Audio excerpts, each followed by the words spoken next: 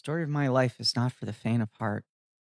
Somebody told you I was just your average, ordinary podcast, not a care in the world, and somebody lied. It is incredible watching this, how gentle he is. David, you texted me maybe rewatching this a year ago, and you were like, it is stunning to watch it again and realize, oh, he's just like, he's doing the Ice Storm thing. Right. He's not like, I need to be a movie star in a conventional way. I need to be an action star. You're right. I need to amp up the like sort of megawatt wise guy charisma or whatever. It's true. You're right. He does not pull out any of those cheesy bag of tricks kind of things. Oh, I'm Spider-Man. Yeah, that I'm Tobey opening. Maguire. I'm Spider-Man. I really like this movie, and I was so charmed rewatching it. But it is crazy that it does that opening where it's like, my story? It's not for the faint of heart. I'm like, what the fuck are you talking No, about? but you know why I like it, David? Do you know why I like it? Please tell me, because I like it too. It does feel like something Stan Lee would pull off. 100%. Especially Stan Lee, in an right? amazing fantasy style omnibus where it's like, we got to hit the ground running, explain very quick. We don't have a lot of time for this origin. It also sounds like a Sam Raimi movie. It sounds like Army of Darkness. This is true. It does. It's a good example of why the fit is right. But that's why I like that Bruce Campbell's like, who am I? How did I end up here? Yeah. And Tom McGuire's like, who am I?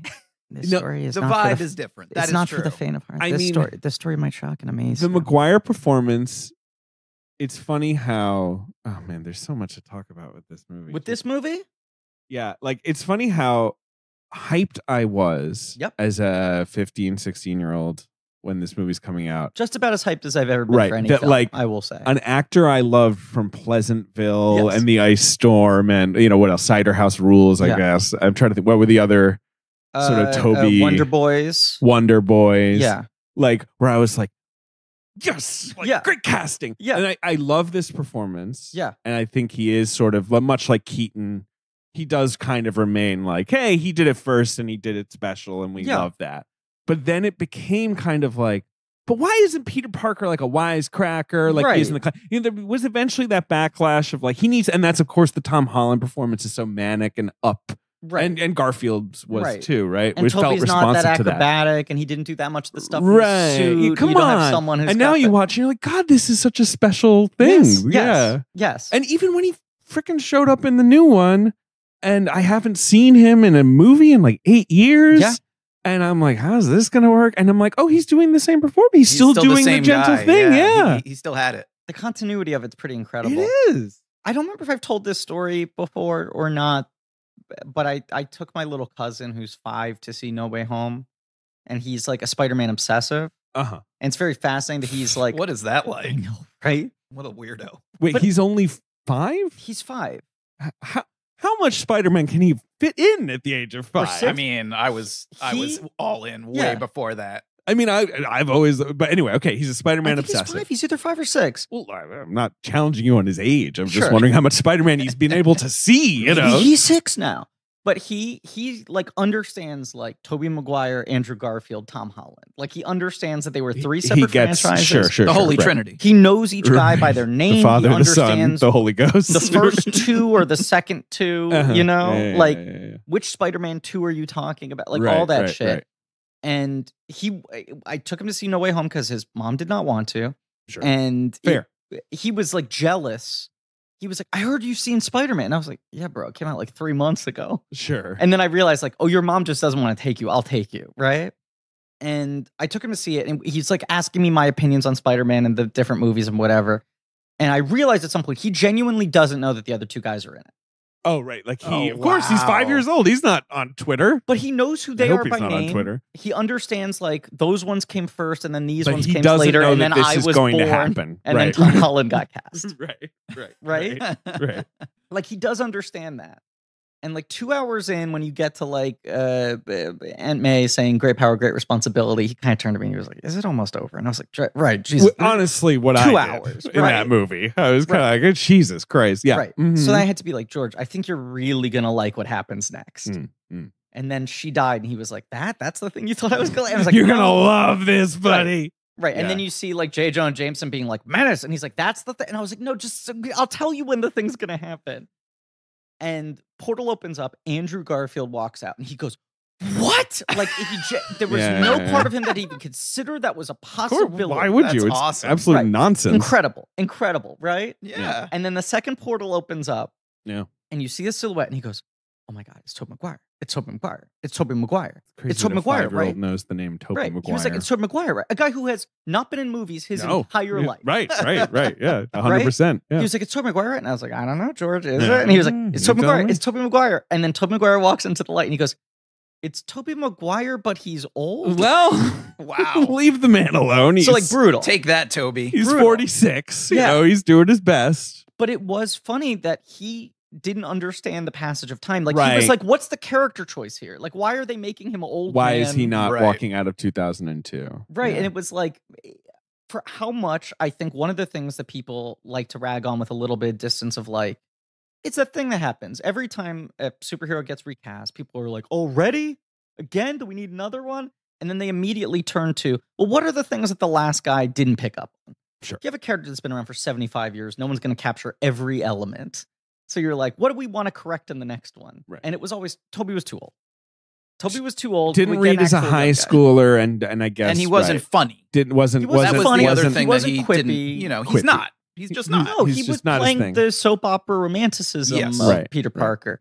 But it was funny that to George, it was like, I don't know if I should say my whatever. Well, you Don't said bleep it like 8 times. I know. No one knows what his last name is. Sure.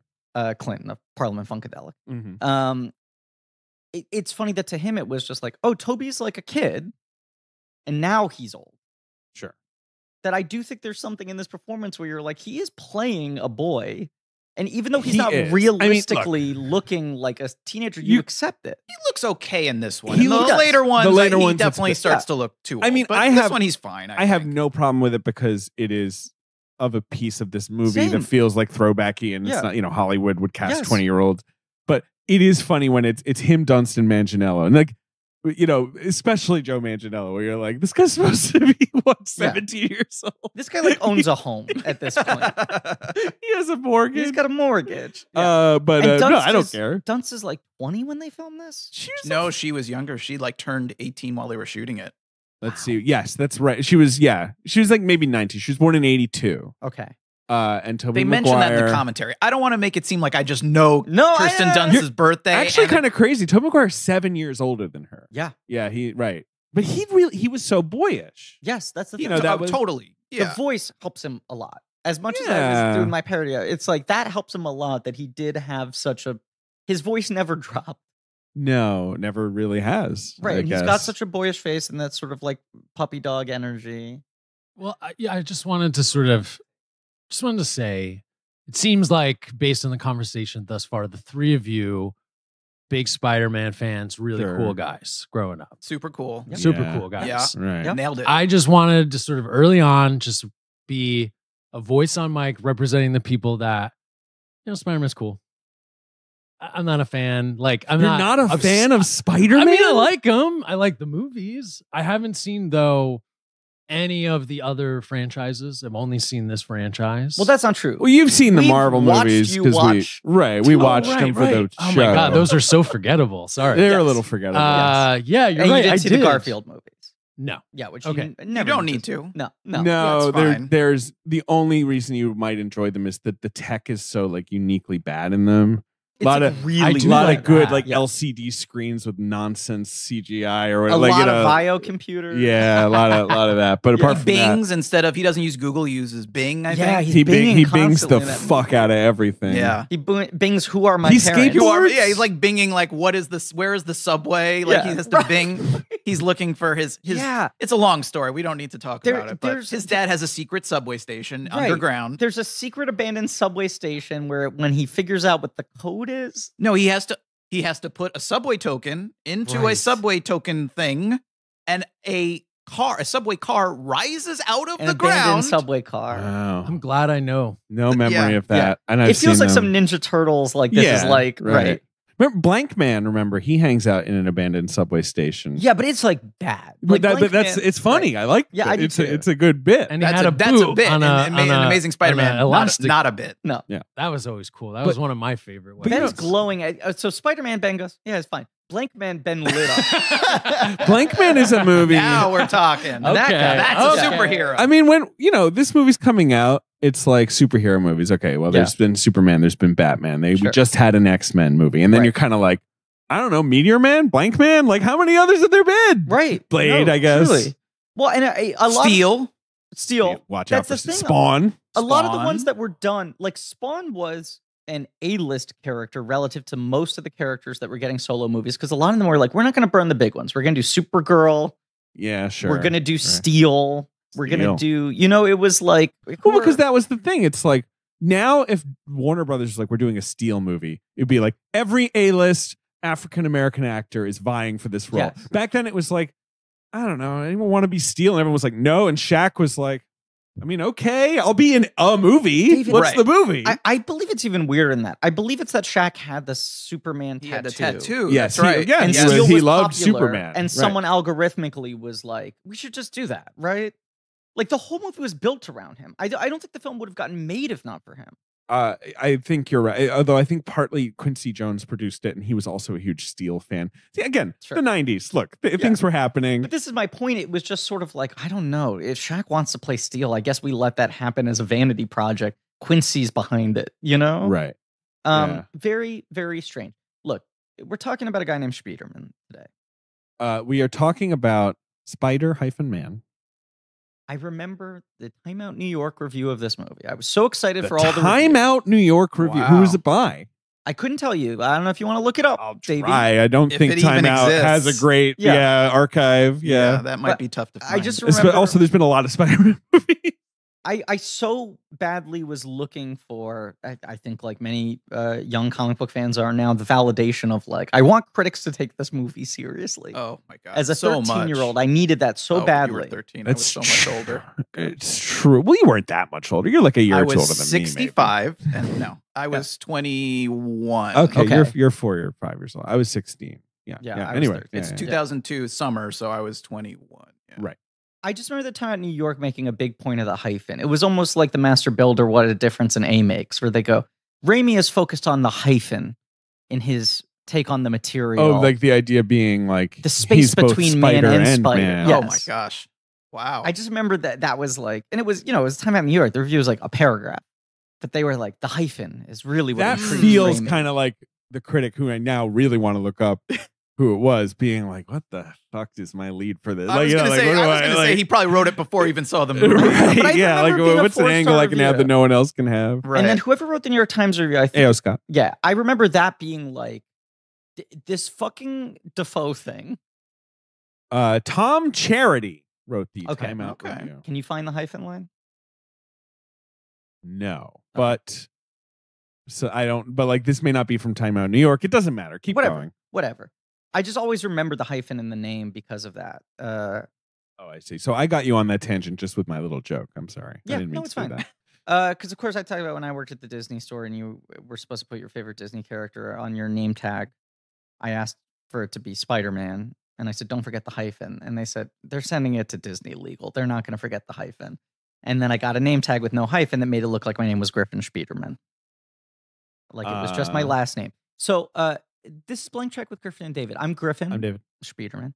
And this is a podcast about filmographies, directors who have massive success early on in their careers. They're given a series of blank checks, make whatever crazy passion projects they want. Sometimes those checks clear, and sometimes they swing across the New York City skyline. Baby. Rex Reed, not a fan. I'm just looking at the Rotten get Tomato. out. Come on. I don't believe that. This year, movies are like Botany. Summer Blooms are opening a month early. He's complaining that it's coming out in May. People like were a furious. very trite. Oh, so complaint. now we Yeah, have another right. month of this shit? First week of May, tip of May? Wow. Then Rex Reed swerves into when I was a kid, I liked Captain Marvel and Superman and considered Spider-Man a bus and truck version of Batman. What? What does that mean? Bus and truck? Does he call Kirsten Dunst tired? Like, I feel like a Rex Yeah, Reed what are- review. 18-year-old Dunst is over the hill. Yes, he says created to enthrall readers under the age of 10. By 10, I had graduated from Nancy and Sluggo to Archie, Betty, and Veronica. Rex Reed really getting into his comic reading Wow. habits as a child. Rex Reed sounding like multiple episodes of our he podcast calls- where we do 20-minute tangents on comic strips recently. Calls Tobey Maguire Goonie. What? remarks that their row house in Queens is ugly. I mean, leave them alone. They're, Yeah. they're That's trying his to earn a house in salary. over Queens. here. Wow. You know, let's see. This is a pretty good review by Rex Reed, I got to say. It's pretty, just Sure, he's laying punch on for all the punch. mustard. Yeah. Does like James Franco's recent performance as James Dean shouts What a that out. surprise. Says the Green Goblin looks like a laminated praying mantis wearing an Islanders mask. All right, He's fair. not- Eight out of that's 10. not- That's 8 out of not 10 burn. wildly inaccurate. That's not a bad dunk. It's not Um, a bad dunk. And Yeah. says the funniest actor is not Mr. Defoe, who hisses like a leaky radiator. J.K. Simmons. Rex Reed, Yeah. working the body right now, Yeah. but J.K. Simmons, Right, Sure. who has sprouted a full head of hair in a versatile turnaround from his bald sexual predator he plays on Oz. Mostly impressed by the haircut, I guess. He's like, I Seems never to would have imply- imagined this he guy's seems to not imply bald. He actually grew hair Right. somehow. This man, and a feat I've never seen an actor achieve before, willed himself Yeah. into. Some people gain weight for roles. Right. He figured out how to He gained- regrow his hair. I'm sorry. Kirsten Dunst, he finally weighs in. I liked her better as a blonde. Oh boy, Sure. Rex. Cliff Robertson is a warm, nicest uncle a spider ever had, but what can you do with lines like "with great power comes great responsibility"? Was he not supposed to say it? It is funny that now that is Sorry. like a line Just that the idea that Rex was like, why would anyone say What a this in a cheesy Spider-Man line. movie? This With hokum. great power comes great. Get this out of here. Nonsense. it's just funny that there were like 5-6 movies with Tom Holland in them where people were like, I can't believe they're not saying it. I guess they're never Right. going to say it. They're just not going to ever say it. Someone clearly read Rex Reed's review and was Yeah. like, listen, guys, Yeah. we were way off on this. Yeah. Rex is right. We're not saying it this time. Right. Ever. I just feel like that was a thing that was known, but post this movie, that is like everyone knows that line. You quote that, you understand that is the Spider-Man line. Sure, of course. It's the motto. It's Yeah. all good. Look, we're talking about a very big movie today. I just want to say he then swerves to his Hollywood ending review where he is like Rap. lavishing on praise. Right. Best thing Of Woody course, Allen's yeah. done in years. Treat Williams, A classic. supporting 40 actor, slam he dunk. calls it a 40-carat cinematic jewel. Jesus. What? It's not a what did he call it? A bus and truck Bus Woody and Allen movie? truck It's Batman. It's not a bus and truck Woody It's Allen not a movie. bus That and is for truck, sure. Woody. Yeah. Look, Anyway. This is a miniseries on the films of Sam Raimi. Oh, we haven't even introduced that. Okay, sorry. I was trying, David. Sorry, you keep on going on these Rex tan- Reed. I you keep on just going on couldn't these resist. tangents, and I want to do a really focused episode with no sidebars. Ben Pinbo's soundtrack, action figures, and miscellaneous merchandise. All I know I right, said all right. both, but I added a third. All right. Sam Raimi. That's the and guy. Ben also put a pin in singular cross promotion, singular wireless cross promotion. It's a miniseries on the films of Sam Raimi. It's called Podcast Me Today. It's called Podcast Me to Hell. Yeah. Today, we are talking about Spider-Man. We're talking about Spider-Man, his return to big budget filmmaking, I guess, after I guess he never really made Return a to big budget. genre film. His return to genre filmmaking. Right. After The Gift is kind of genre, but you know what I mean. His Yes, return no, to yes, pop cinema. Less classy movies. Thank God. Get back into the popcorn machine, Sam. a film that changed Hollywood forever. Indeed. And In has so shaped the many landscape we ways. currently, have in Mm. cinema, right? In mainstream cinema. Changed. This is the Changed Hollywood. So many ways. this For is sure. the beginning of everything. Okay, my interest is piqued. Please Yeah. go on. No, because Okay. I think the big Sure. thing is, You know, this movie is quite successful, Ben. yes, I knew that. Yeah, I mean, right, I right. know it's a huge. It's like, no blank pop- man, but right. It's no blank man. Right. It's a huge pop culture thing. Like, I mean, that reached at least the millennials, right? It's like our Agreed. Spider-Man, and I Yeah. guess obviously, Yeah. there's fans that continue to revisit. Yeah, like no, you were I think saying, it's your also cousin. getting reclaimed by a lot of the Zoomers. I mean, if r/Raimi memes is to be believed, I think a younger generation has come around to these movies as well. There was a period where I think people were like, these fucking corny they were- ones. they Right. were really looked down on for a Right. long time. Especially, I would say, obviously, the third movie was poorly received Yeah. at the time, but I do feel like this movie's reputation had really gone down. Yeah. including Very with far me. Like me, in hindsight, I was Yeah. like, well, that movie is kind of prototypical, and the second one is the one that's really good, yeah, right? and that, but all of them are like the reputation was they're hokey, Yeah, right. they're Goofy. cheesy, Big they're too monologues, sincere. There's laying no on too thick. Yeah, there's no fun, comedy. no Yeah. comedy, right? Yeah. yes, Which is funny because these movies are so much more comedies in genre than any of the later Spider-Man films, but they were like, but Spider-Man isn't funny. Like Right. he's It's not true. a little These movies stinker. are like old Hollywood comedies. This is kind you and of. I were texting about. It's like they're like MGM Vincent musicals. Minnelli movies. Right, They're yeah, like yeah, Stanley yeah. Donen films. Like they're old MGM musical comedies. They feel like. And now, of course, right now most superhero movies are quite serious and grounded. Not all. I mean, there's so many fucking superhero movies that you can. But the like, way that in which they're funny is very different than this. yeah, and even the new Holland one, you talked about it. How like Holland for the first chunk of that press tour was like, this is like the saddest, most serious Spider-Man ever. Yeah. I cried making it. And at a certain point, apparently Sony was like, can you chill out and Yeah. say it's fun? yeah. You're bumming everyone out. Like, and yeah, you know, it does have that tone of like, this is important and serious. And this has the right tone, I think, that is not goofy or flippant about the source material, but We is were watching it the other night. We were texting about it, and we were just like, "This fucking tone! You cannot believe that this was his take, that they approved it, and that he executed it from beginning to end." And I think I always liked this movie with some reservations. I think even when I went to see it, like amped up to the fucking nines, I was like, "It's not a masterpiece. It like has magic in it. It's got some stuff really right. Tonally, it's like, you know." I rewatching the trailers, you forget how much more they tried to sell it as being like cool and badass. the ultimate spin. Right. And like the trailers use the fucking Matrix score. Just at the start. I know, And but then what do they like use? dun dun dun dun. Then what do dun, they dun, use? dun, dun, dun, I dun, just rewatched dun, them. dun, dun. Not that I though. want to take you for a ride. Well, that because- they do use Yeah. Leave You Far Behind by fucking what do they call it? Which was also on the Matrix soundtrack. Yes. But they also used Danny Elfman's Planet of the Apes score, Oh, which is funny. right. I probably just Lunatic Calm. Sorry, is the name of the band Wow. behind. I Oh, needed that to was get the that last right. time I was Yeah. on Blank Check. This is a Planet of the weird. Apes. That's right. This is a weird Well, coincidence. you love Elfman That's scores. the only. Yeah, that's my thing. Yeah. That's what my tattoo says. Our guest today is Matt Singer, by the way, wrote the book on who Spider-Man. wrote the book on Spider-Man. A book on. What is the Spider-Man. full proper title? The only one It's Marvel's Spider-Man : from Amazing to from Amazing Spectacular. to Spectacular : Yes. the definitive comic art collection. I'm glad I clarified you're a fan of Spider-Man. Yes. earlier in I this. mean, I am. Ben, red with embarrassment. Producer Ben, actually embarrassed, not playing it up. I have to ask, in titling that book, did you ever regret the fact that Marvel never came up with a Spider-Man comic that had a Z in the title? So you could call it like From Amazing to Zany. That would have been better. I didn't. Spectacular Sure. doesn't quite take you to the end of the Yeah. alphabet. I did not title the book. The book had a million titles Sure. that were the publisher ended up picking that title. Okay. But you're right. It would work a lot better. I have thought about this. The Zany Adventures right of from Spider-Man. amazing to Z- zany. or- Spectacular. yeah, exactly. Yeah. It would make more sense. Yes. So Matt, you like Spider-Man. Yes.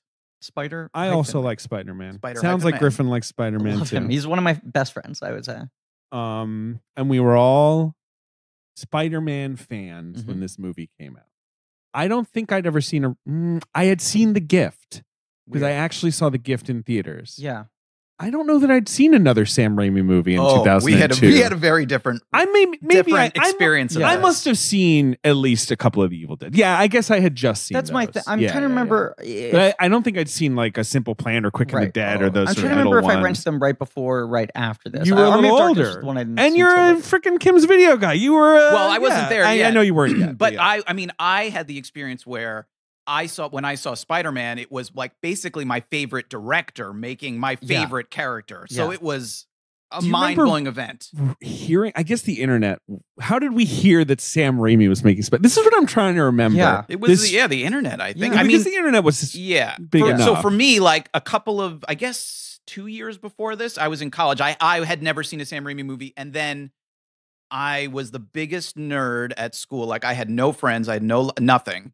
And I was You had nothing? Nothing. I was Sent to your name? I made Peter Parker look really cool from the beginning of this movie. Wait, if somebody told me that you were just an average, ordinary guy, not a care in the world, That person lied. So, but I went to school at Syracuse, and they had on-campus movies, and they would do a new movie and a midnight movie that was somehow vaguely related. Okay. Sure. And I would just go every week because I had no friends and nothing else to do. Cool. This week that I went, this particular week, they showed The Mummy or The Mummy Returns. I actually, One of the Brendan Fraser. yes, Yeah, okay, yes. Was not the Dark Universe yet, sadly. Well, I mean, it wasn't a Karloff mummy or whatever. No. Right. Sadly, it was the Brendan Fraser Mummy, one of those. And the midnight movie was Army of Darkness, which I hadn't a seen. classic midnight. Yeah. And it was sold out. And I had only vaguely knew that movie from like comics, from like reading Sure. Spider-Man comics. Right. And there was a period when that movie came out. It was the inside cover Oh, sure, ad of sure. every Marvel comic for like 6 months. They knew their audience. Yeah, Right. exactly. Yeah. Yeah. But I'd never seen it. I grew up in New Jersey. No, like I didn't have any cool movie friends. Like it was just No one was passing And out Found VHSs. a David to your Griffin. basically, A no, I Griffin didn't to have your one. David. So the movie starts and the audience is potentially drunk, stoned. They're losing their minds. They know every line. It was like you could not ask for a better movie experience Yeah. ever. Yeah. And it was like a bomb went off in my brain. And I immediately was like, whoever made this, because I didn't know who Sam Raimi was, is like, this is my new god. Right. And I immediately just like fell into Sam Raimi obsession. So when when they say Sam Raimi is making Spider-Man, it's like, Right. no, Yeah. that's too good. That's that too can't good. be. It can't be. That can't be right. And so, yeah. So when this movie comes out, I mean, I've never been, I think you said, Griffin, you were like one of the most excited times you've ever It's been for a movie. Way up there. There's no question. This is the Yeah. most excited I have ever been Yeah. and probably will ever be. Were for a you- movie. Well, not to go full circle, but it's like the only thing that, not the only one, but like Planet of the Apes is in that tier. It's like the Right, I Planet of the remember how Apes- much you love Planet of the Apes. Right. And Burton First was Spider-Man, right. Yeah, Toy yeah, Story yeah. 2. I feel like those are the ones where I was just like, my sense of self is riding on this movie. Yeah, because you're young enough also that you're Right. just like, this has to be good. It has or to be I'm good. gonna- I don't know what yeah. I do with myself if this isn't good. Right. You're right. So I was a huge X-Men nerd. So Yes. the X-Men movie was probably more exciting for me in that, although not that I was like a big Usual Suspects fan. So I didn't have that, but I was truly like, they better nail this. Right. This movie, I was a huge Spider-Man fan. I think I was calmer about it. I think I was like, this looks good. See, If that makes sense. I was going in fairly confident. I was going to say I got super amped for X-Men, but I think the fact that I then enjoyed X-Men amped me up more for this. Sure, Exactly. that's Like part I think of it. Yeah. X-Men was about as amped Now as it I've been can for a be done. movie at that point. right. That And was like then- the proof of right. concept Right. because before that, there's other than Blade, Yeah, there's there like was just no Superman and Marvel Batman. movies Yeah. Right. at all. Those are the only like comic book movies anyone had ever seen, and they didn't feel like comic book movies. They felt like something else. Right. But this is this other thing. You have like Spider-Man, you have Superman and Batman, right? Who, especially at that point in time, are just the two most iconic American They're- superheroes. Yeah, they're famous. And they had been successfully adapted to TV several times. And then they make them work as, modern movies. Yeah. So there's a 70s Superman run and nothing else that tries to imitate that works. And those movies diminish, right? And then you have your 80s into 90s Batman run and none of the movies that try to imitate it work. And then those movies diminish. And it really is like the only two that they will put the muscle behind adapting are the two big guys. Right. That's all that's going to work. And then X-Men, I think, was such a turnkey in terms of like, this isn't Blade, this isn't Steel. This is like one of the things that we all know, but X-Men has to couch everything they're doing and like, we're going to make this look like a Well, that's the thing. but adult movie, I Yeah. felt a grown-up. I was okay with it because I was like, yeah, whatever you can do to sneak this. in there. Exactly. So like Right. Spider-Man here shooting it out of his wrists, yeah. the webs. Yeah. I was feel just like, that's fine. Yeah, whatever. I was not complaining. 'Cause I No, was just like, it's no. okay. I get that you have to get I everyone think on board. the Yeah. context that people like younger people today do not understand is that like comic book movies and comic books in general were looked at as like garbage. Garbage. Like so this is Swill. 2002. Right. Bus and truck Right. material. Bus and truck material. We talk 4 about years this, ago before yeah. this, I'm in high school and I did everything in my power to make sure no one ever found out Right. I liked comics and read Right. comics. I wouldn't bring them to school. I would hide them. This is like, it was like, Absolutely. and this is a time when like pro wrestling is cool. So Right. it's not like, you know what I mean? Like a and- lot of goofy shit is cool. Yes. But Like, who comics are like, Charles you don't Atlas get caught shit? dead with a comic Someone's book. gonna kick a sandcastle into your face. if People they are going to find you knock reading my a books Kobo. out of my hand Right. in the hallway. Right. No one can know. Right. And even after Batman, which is huge, Yeah. like Batman doesn't change that because No. Batman and Robin is a goof. Right. I mean, I kind of enjoy Batman and Robin for what it is, I've but it doesn't certainly change the con- yeah. perception that comics are for dorks. They're Right. weird. They're As Ben stupid. is They're saying. goofy. Right. Right. Yeah. Right. Yeah. Right. There was nothing badass about it. And- And then I think X-Men was And even X-Men, which is a good It movie is. for what it is, It Yes. but they were like, we're going to dress them like they're in the Matrix. They'll wear wet leather. Yes. Right. There's They only going to went- be a few of them. Right. We're going And they like really Prestige tried and to- Tony with the We'll vibe. hit of the Yes. Holocaust thing, and the Right. civil Right. rights thing, That's like and such all a that. statement of that movie of being like, we're gonna lead with the subtext. The of these stars comics. are British actors in their like late 50s. Like those are Right. the names in this movie. Wait, what, Right. Ben? What do you want to say? Well, I was just going to interject and say that I did have a relationship to these characters, but through video games Mhm. and through the animated shows. That's true. There was a lot of the cartoons, obviously, and then a lot of Super Nintendo games where you're Yeah. Spider-Man or Batman or Yeah. Wolverine or whatever. Yeah. I do think that I Yeah. felt that same, like we're both from Jersey. I definitely saw the kids getting their books knocked out of their hands because they had comic books. You saw me. Did we go to the same high school? Yeah. Where I don't know. Was yours underground and just like filled with like shrapnel and just like rusty objects? Ben, No. Ben creating an ironclad alibi that he only saw the books getting knocked out of your hand. I wasn't doing it. I witnessed this type of thing happening, of course. Bring, bring, bring. Oh my God. The phone's ringing. The phone's Disgusting. ringing. Oh Click. boy. Hello? Hello? Who's this? I need pictures of weeds. Wait a second. Is this J. Jonah Jameson of the Daily Bugle? Dastardly weeds, they're a menace. I actually agree with that. You know, sometimes I don't agree with all your crusades, Mr. Jameson, but yeah, weeds, they are a menace. Weeds, they're the Spider-Man of the lawn. Let me ask you something, Jay. I'm just gonna call you Jay. Call me JJJ. Do you dread taking the time and effort to fertilize your lawn? Yes. Of course, I knew it. Well, I look forward to it. Do you know why? Why? Because you're Spider-Man? No, why would it be You because of menace! Spider-Man? You're weirdly fixated on this guy. No, I look forward to it because Sunday's lawn care products are quick and easy, and I don't even have to go to the store. Everything is delivered right to my door. I find the name Sunday triggering. Why is that? Because it's the day we have to make the oversized paper of the week. You hate making that big paper? Just beef it up with funnies. I hate the art section. Oh, you hate the you don't seem like a major patron of the arts to me. That makes sense. Arts and Leisure has no space in the Daily Bugle. It's the Spider-Man of sections. Well, JJ, your yard. One is more. I said, I gave you 3.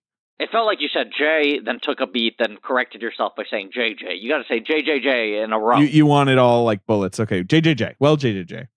Thank you. Triple J. Thank you. Your yard is your personal oasis. It deserves the best. And Sunday helps you grow a beautiful yard, control pests, and fight weeds without the toxic stuff. Okay? Sunday's custom lawn care is effective and super easy. You just go to Sunday.com. You put in your address. Yours would be 123 Bugle Street or wherever the Daily Bugle is. And their lawn analysis tool does the rest. They use soil and climate data to create a personal nutrient plan delivered to your door right when you need it. What do you think of that? I think it's perfect. Sunday's a hero. Well, that's because Sunday's lawn care products are made with your family in mind. That's why they use ingredients you can feel good about, like seaweed, iron, and molasses. Wow. I can see the headline here. Molasses wax weeds. Exactly. The best part, it really works. That's the best part. I knew you were waiting for the best part. It's that it really works. I thought the best part was going to be that Sunday also defeats Spider-Man. Of course. That's also true. And Sunday's offering our listeners 20% off. Okay. So full season plans start at just $129, and you can get 20% off when you visit getsunday.com/check at checkout. That's 20% off your custom plan at getsunday.com/check. They're a menace. I was just going to say though, yeah, the animated show, Yeah. I think was like for a lot of kids an access point for Marvel. That's true. Yeah. That Saturday Look, morning for show, sure. I think was really like the way for regular maybe nerdy kids to access those characters. We will dig into the weird development history of this movie across decades, but there's Yeah, the definitely. circular thing that I talked about before, which is Marvel is like near bankruptcy, but they do the X-Men cartoon, and the X-Men cartoon explodes, and it That's why I got into comic books. exposes Yeah. all these characters on a wider scale, right? People know deep X-Men characters now.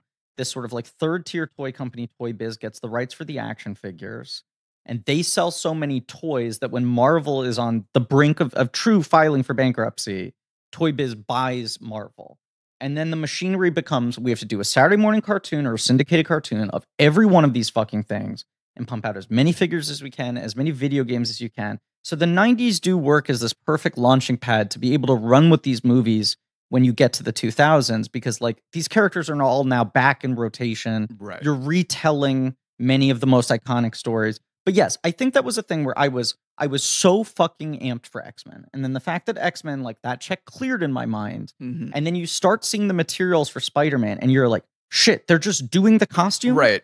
I remember. I mean, I vividly remember the first time I saw like the official press photo of the costume. You couldn't Yeah. believe it. And Like, it how does it really look that was good? shocking, especially Right. even after X-Men, where Yes. X-Men's good, but like they're all dressed like The Matrix whole story with characters. X-Men Yeah. was they were like, we tested the like yellow costume on Absurd, Wolverine. you It can't looked do it. bad. Like we Right. couldn't do it. It won't Right. read like on camera Right. at all. Do either of you guys remember when Alex Ross did his like he published I remember reading it in Wizard or Toy Fair magazine or something, but I don't know where it originally came from, but he was like, His concept art for this movie. yeah, he was like, Yeah. I have not been hired to do it, but I thought I'm so in the camp of wanting to support this movie that here just pro bono are my ideas for how you could update Spider-Man to make these costumes look cool in a modern context. Right. And you were like, what a cool design, but it was still couched in the idea that he was like, they can't just fucking put the suit on screen.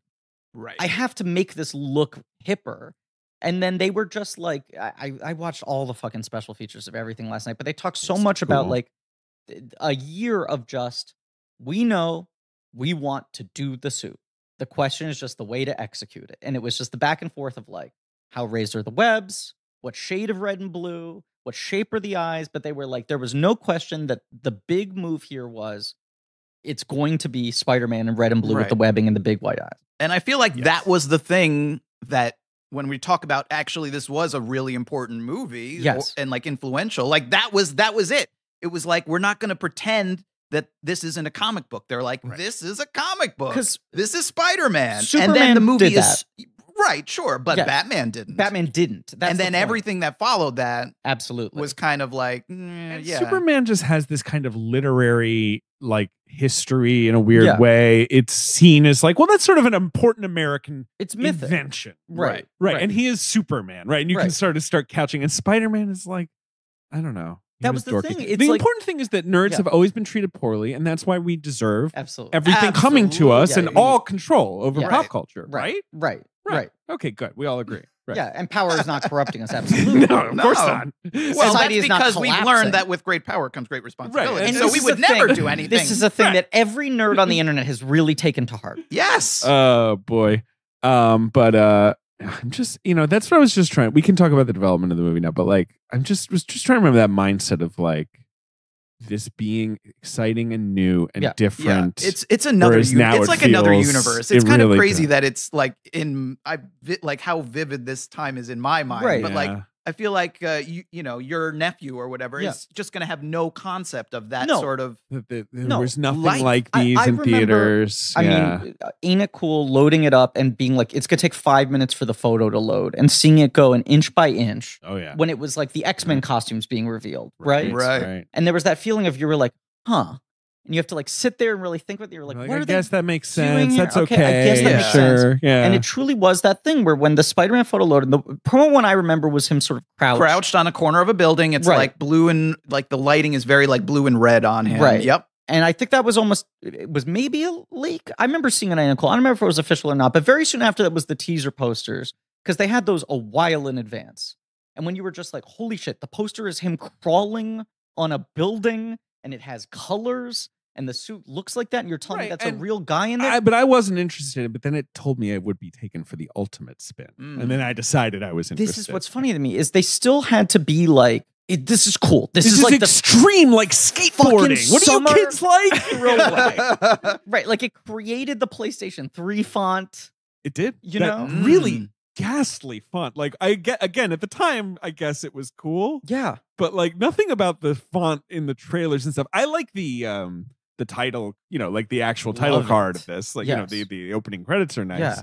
But when you watch the trailers, Matt and I were talking about this before you showed up. Like, it's amazing how much this movie does not really feel tied to the early 21st century at all when you watch the movie. Right. There's little things like Macy Gray? Macy Gray, the DNA, Some of- yes. Yeah. but by and large, it Yes. feels. But then The you watch marketing. all the marketing, and you're like, "Oh my It's- god, this right, is humiliating." Right. It's sort of amazing and miraculous that while the marketing and the trailers and the soundtrack is like Right. so dated, Yes, the movie itself feels so timeless. It feels very it does. timeless. Which is literally really, apart from like, Macy Gray, who I guess so now has amazing. passed into memory. So it's sort of like, who's that? Like, is she a I know, fictional but it character? is just funny where you're like, this was synergistic. Like, this Yeah, wasn't yeah. just. Well, Unity Day is a World big, Uni- World World Unity Unity Day Day, is a please. big deal. Do you guys have Unity Day plans? I'm gonna wear a kimono in honor of Unity Day, Yes, of of course. course, and I'm gonna go hang out at the municipal building or whatever. My- Go look at the balloons in Times Square Yeah. where Oh, there's yeah. always big, oversized My balloons. favorite Love Times balloons: Square. lumberjack, Russian dancer, Right. Weird dog. weird dog. Weird Dog. We all know the classic classic character. character, Weird Dog. One of Stanley's other favorite creations, Yeah. Weird Dog. So True believers, wait until you meet Weird Dog. Excelsior! it's This dog ain't normal. So Enough we all- said. He's a weird How do you get into Spider-Man? Great Spider-Man. question. What's your? How do 'cause I? You're a little older than me. Oh, for me, it was the Electric Company. Mm. He was a character on course. the Electric Company. Was that when he was with Firestar and his no, amazing that's, friends? that's the cartoon. That's the Spider-Man and his cartoon. amazing. Yeah. That's Right. Spider-Man and his amazing friend. Right. Right. Wait, Firestar and who was the? Was it Iceman. Iceman? Of course. Fireman. Right. Fire Fire and and Ice Ice. Man, And Miss yeah. Lion, the dog. Of course. Yes, Yeah. which I know. also definitely watched, but that was a little later. Yeah, Before yeah. that, so the Electric Company was like this PBS, Yeah. show. It was, Hit show. Yeah. Morgan it's Freeman like a- was in it. yes, yeah, it was like a Easy reader. sister show to Sesame Street, Yeah. basically. And Spider-Man had these segments where he It was had the slightly older Sesame Street, right? It was like, I feel like Electric Company was sort It's of the like 70s. it started in the 70s. No. I mean, for slightly older audience. Oh, sure. yeah, Yeah, yeah, It's like yeah, you're yeah. 7 Yes. or 8 now. You get to watch Electric Company. So Yeah. and the whole show was about like teaching kids to read. And so Spider-Man had these. He never spoke. But he would Speech have bubbles. word Right. bubbles. Right. So it Right. was sort of teaching you to read the thought balloons and word bubbles. Right, exactly. And I was just totally smitten with this The look. thing. The look, I right. mean, It had nothing yeah. to do with being a dork or No, it's relating cool. to the character. It was just the look of him and everything. And then the cartoons and but I'm trying to remember. when you talk about being 6 and loving Spider-Man, like supposedly my I don't remember this, but one of my very first words as a child was Spider-Man. wow. I mean, It that's was a good claim according to my fame. parents, but Yeah. it was not Spider-Man. It was Meme. Right. But That was how you were But that referring shows to you it. how like Yeah. young Yeah. I Yeah. was. That Meme was Spider-Man. It is funny. I mean, I feel like we'll talk about this sometimes, David, where we need to like zoom out from a movie that we just all take for like given as a given. Right. And go like, how insane is it that worked and that worked, right? And there's that primal element to Spider-Man where you're like, how insane is it that like Stan Lee cracked this thing of like, here's how to put a relatable human being at the center of a story like this, and at the same time they nailed the costume that hard. That he is just so graphically compelling, Mhm. Yes, that you're almost like there's a version in which you're like, he did this book that didn't sell, but it was the one where he cracked. You can put in every man in this situation, and then later they came up with this character that looked good, but the it is personality it is wasn't- weird that Stanley was like Spider-Man, and like that was the thing that unlocked everything for Marvel. But everything that's yeah. compelling about his costume doesn't really have to do with spiders. I mean, there's obviously No, the webbing, but not you're like, really. he's red and blue. Right. Yeah, I mean, and his powers are spidery, but then also not, like, Right. or not specific, the spider sense or whatever. Like, Right. and I was, ranting at my wife yesterday where I'm like, you don't understand. There hadn't been a teenage hero. It was Yeah. just like Robin. If you were a kid, like I'm trying Right. to like Right. lay out like that was revolutionary. And this has all been excavated, obviously, countless times. The Well, legacy and that of Spider-Man. he was sort of combining like Archie comics with superhero Right, comics. yeah, That's right. the huge. Which, when you right. reread them, and the Ditko run is extraordinary, and it still reads so well, and it's so fucking good. Mhm. But yeah, so much of it is like, hey, you going to the dance, Peter? You know, like all that shit. You But know, that's the what Liz shit. Allen? That's the first Yeah, girlfriend, right? Yeah. Yep. Yeah, all that stuff. Yeah. No, it's wild. And that's the stuff that Raimi, I think, really has tapped into better than anyone else, is that feeling of that early run and like the teenager, full of emotions and all that sort of stuff. Like even in 2 and 3, when he becomes an adult, it still has that sort of Archie feel to it. But yes, you look at the marketing and they were trying so hard to sell it as like the movie of 2002. And I do remember sitting there in the theater being so excited and 20 minutes in being like, this is the tone? Like not being upset, being sort of like amazed that they had been able to hoodwink people. Yeah, how did they pull this off? I mean, that's the Yes. thing when This- you watch it today, right. and it feels so timeless. Right. And then you go look at the trailers and all Right. this Yeah. ancillary stuff, and they're trying so hard to be cool. Right. And the movie is not cool. And I mean Yeah. that as a compliment. But Yeah, it is absolutely. not. There's And nothing I cool think that's about it. one of the reasons why maybe it became less popular Yeah, over time. of Is that course. it doesn't have not a that hit like movie. it's not Right. hip, it's not cool. But then again, Spider-Man isn't cool per No! se. Obviously, He should that not Peter be. Parker No, is he dorky, should not be cool. Right. and he's supposed to be unlucky and always That one is step another thing behind. about this movie that's really great, is that it doesn't try to make him cool, and it doesn't try to make the concept of Spider-Man cool. It believes in the concept. Yes. Sam Raimi desperately believes in the mythology of the Which is Spider-Man. When so you talk helpful. about like the early Stan Lee, Steve Ditko comics, like that's one of the things that the movie captures, is that belief in with great power comes great responsibility. I'm very sorry, Rex Reed, but like that No, I is mean- that is so important to the character. Apologies to Rex Reed. I mean, that's the magic of Ditko, where he's so crazy. He's such a crazy person Uh-huh. that he really believes that That when is he's true. writing it. yes. And then there's, Steve Ditko is someone I'm obsessed with. And like you learn about all this stuff where he was like, the Green Goblin should just be an ordinary man.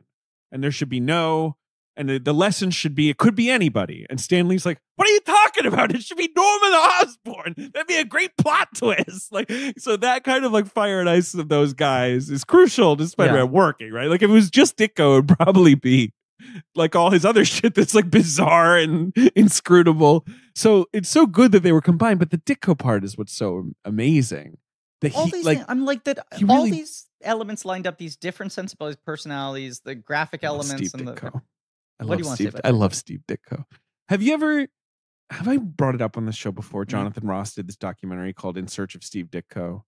Have No. you seen this? It was on the BBC. I know what it is. I haven't seen it. He It's he like- literally goes tried to find it because his he was whole a thing is like the recluse. guy's still alive. I'm obsessed with him. In I've always search loved of him. Steve Ditko. In search of Steve In Ditko. search of He's Steve got Ditko. a Yeah. lisp. Jonathan Ross. And he like tries to meet him because Mhm. like the whole thing with Steve Ditko is still in his fucking office, right? Right. Like Yeah. drawing like trade illustrations or whatever. Sure. And no one wanted. And one of the best parts of it is he interviews John Romita, who Yes. took over Spider-Man after Steve Ditko. And apparently Ditko is like, just don't make Peter Parker handsome. Because the way Ditko draws him, he looks like an alien. He's Yes. like so skinny and weird. very skinny. And Romita's like, is saying to Jonathan Ross, and I promised him, I won't. And then I started drawing him, and Jonathan Ross is like, you drew him super handsome. He's like, I know, I can't just help happened, myself. And then Peter Parker actually got hot and kind of handsome. But like those early Ditko, he's so weird. He's And so that's why weird. McGuire is such a good fit for like that energy. Not Right. that he's not a good looking guy. He's very good looking at, but he does But have he's a very odd face. Yeah, he's Yes. a, And he's, got and an he's odd voice, and he's odd energy. small. Yeah. And Yeah. he's not traditionally Yeah. handsome. He's not a leading man. He has that voice. He really has the Ditko Spider-Man But, Peter. I mean, it's energy. all these things that are so fascinating about this. Like, so, I credit where credit is due. A recent trend that I'm very much in favor of, I think, in terms of like iTunes extras, Mhm. when they have like, I'm listening. Yes, keep going. I feel like all the studios behind these, especially for the bigger movies, but I feel like they're working their way down, are now starting to like add on every feature that was ever included on any version of any release of a movie. So I was Yeah. like going through the iTunes Oh, I think I extras. might know where you're going with this, but go ahead. Okay, the first Spider-Man, and they have like everything from every version, more than I even feel like is on the 4K disc now, or everything like preserved. Yeah. And it's very interesting to watch, not just all the marketing materials and whatever, but there's like 90 plus minutes split into different featurettes on that DVD, you know, the 2-disc Spider-Man 1 set, that is like, we need to give people context for this comic, where it's like they still need to like pump up the idea of like, can you believe this character has existed for all this time, all this sort of shit. So there are all these interviews with like Ramita and Stan Lee and all the old guys. Right. And Stan Lee's always like giving his lessons on like, what I learned made Spider-Man interesting is you always have to tell a good story. And you're like, Thank you, that's Stanley. the formula, Stan? And he's like, the way we came up with the name Doc Ock was interesting. He's my favorite. I liked him because I like nicknames. And I said, what if I had a character named Dr. Otto Octavius? And that's what he was named at first. And then I started calling him Dr. Octopus. And then I called him Doc Ock. And that's why he's my favorite. That was not what I thought you were going to say. What's the one you... Well, because we were talking everything. about how kind of interesting and quirky Tobey Maguire The looked. screen Right. test? The screen Okay, this is what I was Okay. building up to. Okay. Because this go is ahead. a whole thing. Like, he resisted this. He didn't want to do a screen test. He's an established actor. The arc of this is, right? Right. Like, and I've gotten this a little wrong. I've talked about it on other episodes, but Raimi really wanted the meeting. His agent was like, there's 16 guys on the list ahead of me. Of you, right? I can give you the exact quote, but yes, Raimi was like, I want to meet to be for the 17th guy. and he's like, fine, make me the 17th We'll guy. double right, yeah. back around into Yeah, the development I'll stuff, give but you- I just want to set up the specific Toby thing, right? But he gets in there with the meeting with Raimi. Raimi gets in the meeting with Columbia and just has that level of enthusiasm where, like, they're just like, Jesus Christ, this guy cares about this shit. Kirsten Dunst says in an interview that they reuse across like 18 different featurettes I watched last night, like, truly, when you talk to Sam about Spider-Man, his eyes start glowing. Sure. I mean, it makes sense. Like, you could just, it's infectious how much he actually cares about it. And he always tells the story that when he was a little boy, his parents hired a local artist and they paid him $30 to do a painting of Spider-Man. He hung it above his bed and he slept in bed every night as a child underneath like a gift painting of Spider-Man. And Avi Arad is like, that is the exact man you need making a movie. But what I've gotten wrong in previous episodes when I'm talking about this is that I said that Raimi didn't know that he had been hired until he saw it in Variety. What was the case was he went in for the meeting, thought nothing will come of this. Sure. And then there was a Variety story that said, in an unlikely turn of events, Sam Raimi appears to be the top choice, Right. which was the thing he was flabbergasted by because he just thought, I'll get to tell people I pitched for Spider-Man. And the person who was most widely assumed to do it at that point was Fincher.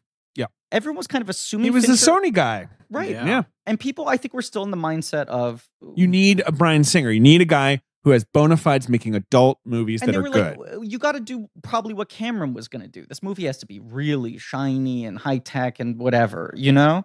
But once Raimi's hired to do this, and it becomes the casting question, all the articles are derisively like they want to hire some lantern-jawed, broad-shouldered hunk Right. like Wes Bentley. Freddie Prinze Jr. Heath Right. Ledger. There's an article that Yeah, yeah, mentions Ledger was Heath in the Ledger mix. derisively. Yeah, yeah, One yeah. of these pretty boys who Well, because Ledger who at can that act point, a little is what right? they It's like said, 10 yeah. things and maybe A Knight's Tale Right. is his. Yeah, Right. right. Right. And Raimi's story is that he was watching Spider-House. Jude Law was a Spider- big The one. Spider House Jesus. rules. He was watching the Spider House. was watching rules. He was Spider like, this House guy's in in a hindsight, it Spider really House. did. It really did make him the perfect choice in hindsight. But like Franco was a guy who tested. Like Sony wanted like all the coolest, prettiest young men. Yeah, right. yeah, of And course. He's watching Cider House Rules with his wife in bed, and he's like, "That's what it should be. It should be this." And he goes to Sony, and Sony's thing is, but is he an action star? And it's such a funny calculation now, where you're just like, he's in the costume the whole movie. Right, who cares? You can't even see his stunts and face. You Yeah. literally can't see his face. You just It kind of doesn't stumped me into matter. doing it. All Yeah, I you know. need to do is hire someone to be Peter Parker. That's the only thing you need to hire someone to do. Right. Of course, hire Well, Tobey and Maguire. also, it's like, get over yourself. You cast Michael Keaton. It's like you've done this Right. before, where you cast people who are not like buff guys. course. Reeve was like a lanky Yeah, soap opera he's at star. least They buffed tall. up. He's Right, tall and yeah. he's very handsome, but they always Right, talk about yeah. he was like a twig when he went in Yeah, for that he got all screen bummed. test. Right, Right. right. But it's right nowadays they'll be like, look, we have to cast the personality outside of the suit, and then in the suit, this fucking You'll smoke figure and it out. mirrors. We figure Yeah. out who gives a Yeah. shit. It's an Right. action figure. You move him around on green screen. But they were like so adamant about like it can't be Toby, and Raimi's pushing so hard. he convinces Toby to want to do it when I think he had been sort of averse Toby to was that type of resistant. movie. Yes. Then Toby gets on board, and then Raimi's like, "I'm happy I convinced you. Now, by the way, Sony doesn't want to hire you. We have to convince them together." We have to do like an action screen test, right? Like it's not just a They regular. did two. No, First, 'cause they there's- made him take meetings. Right. Then they made him do just an actor screen test, and Sony was like, "We still think he's not tough enough." right. So it's the thing with Eliza That- Dushku. When you, Right. people should pause the podcast and go just from that description. Go watch what they made him do to prove he was tough. This is enough. what's crazy. Is like it's like a Bruce Lee screen test. It is It's so exactly what he darkly looks like. lit. It looks like Dark City. It looks like Burton Batman. Stripped right? to the waist. Right.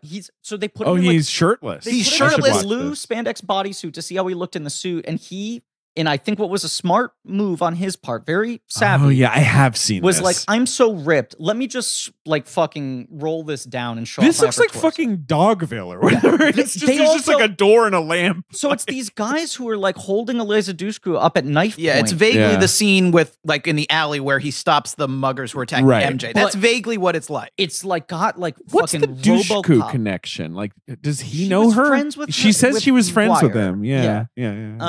But it's got more like RoboCop, like woman at knife point energy Yeah, yeah. than what Yeah, yeah, happens yeah. in this movie. And the stunt guys who are playing the thugs curse. They say fuck like 7 times. They should have kept that. They right. should've And kept that in Toby's there. like breaking bones. He does the sort He's doing of. Bruce Yeah, Lee. he He moves. looks like Bruce Lee, But he's like, and he's like In oiled figure. up. He's Yeah. very oiled up. He's and- very. right. Are you looking at it right now? and like but it's like a his rated frame R is screen skinny. test. He's Yeah. skinny, but he he's is buff. He's buff. He's ripped. Yes. And right, and the But way it's they just a very the energy of it is so weird. It's so- especially since like this is not Spider-Man at all. Of No, course, and he's what's- not really like a No. martial artist. Yeah. No. This is exactly what you expected at this time to see when you're like Yeah. you're making Spider-Man. When you watch the trailer and go, I guess they had to make Spider-Man like a Like sort of a tough guy ninja. vigilante. Cool martial Right. artist. Right. Yeah. And you watch this screen test, and you cannot believe that they showed this to Sony. That Sony went, okay, you're right. Toby's tough enough to play Spider-Man. It And then he worked. went, great, Toby, go back to playing puppy dog. Never do this ever Right. again. We're not lighting the movie like this. It will never have this menace. I know. Even the score to this screen test is so like. So that was just to hoodwink Sony. Yes. Yeah, that's funny. Ah, the phone. Click hello. Spider-Man! Okay, this is a different person on the phone. As much as you're talking about Spider-Man, this is no JJJ. Spider-Man! Is this the Green Goblin himself? It's me, the Green Goblin! How do you have a phone? It's a goblin phone. Is It's a it- pumpkin phone. One of the pumpkin pops opens up, and it's a phone, Spider-Man. Is it like a clamshell thing? Like it's Correct. a- It's right. like the burger phone from Juno, Honest to Blog, Spider-Man. Are you like on Verizon or something, or do you have like your own Goblin network? Singular. Singular. Of course, it's Of course, I had a 2002. tie-in promotion with Spider-Man, and I'm stuck in a forever contract. Okay, well that's Even though they good. got absorbed by AT&T, AT&T goes out of their way to say, no, you're still on Singular. Well, Green Goblin. Yeah, don't talk to me. You should pay attention to this guy, dude. Why are you calling in Green Goblin? Spider-Man, because I feel like it's time for me to maybe take out a life insurance policy. Okay. That's a fair point. You live a very risky life. I have a vast fortune and a son, and yes, I live a risky life, and I kind of am feeling like I might get hoisted by my own petard pretty soon, or stabbed my own glider, as it were. Right. Well, look, I mean, why get life insurance? As you say, someone relies on you financially, like your child, Harry. I mean, sorry, your Harriet! child. Wait, are we revealing your identity in this ad read? I guess we I are. never said who my child was. His name Okay, is great. Larry Osgood. Cool.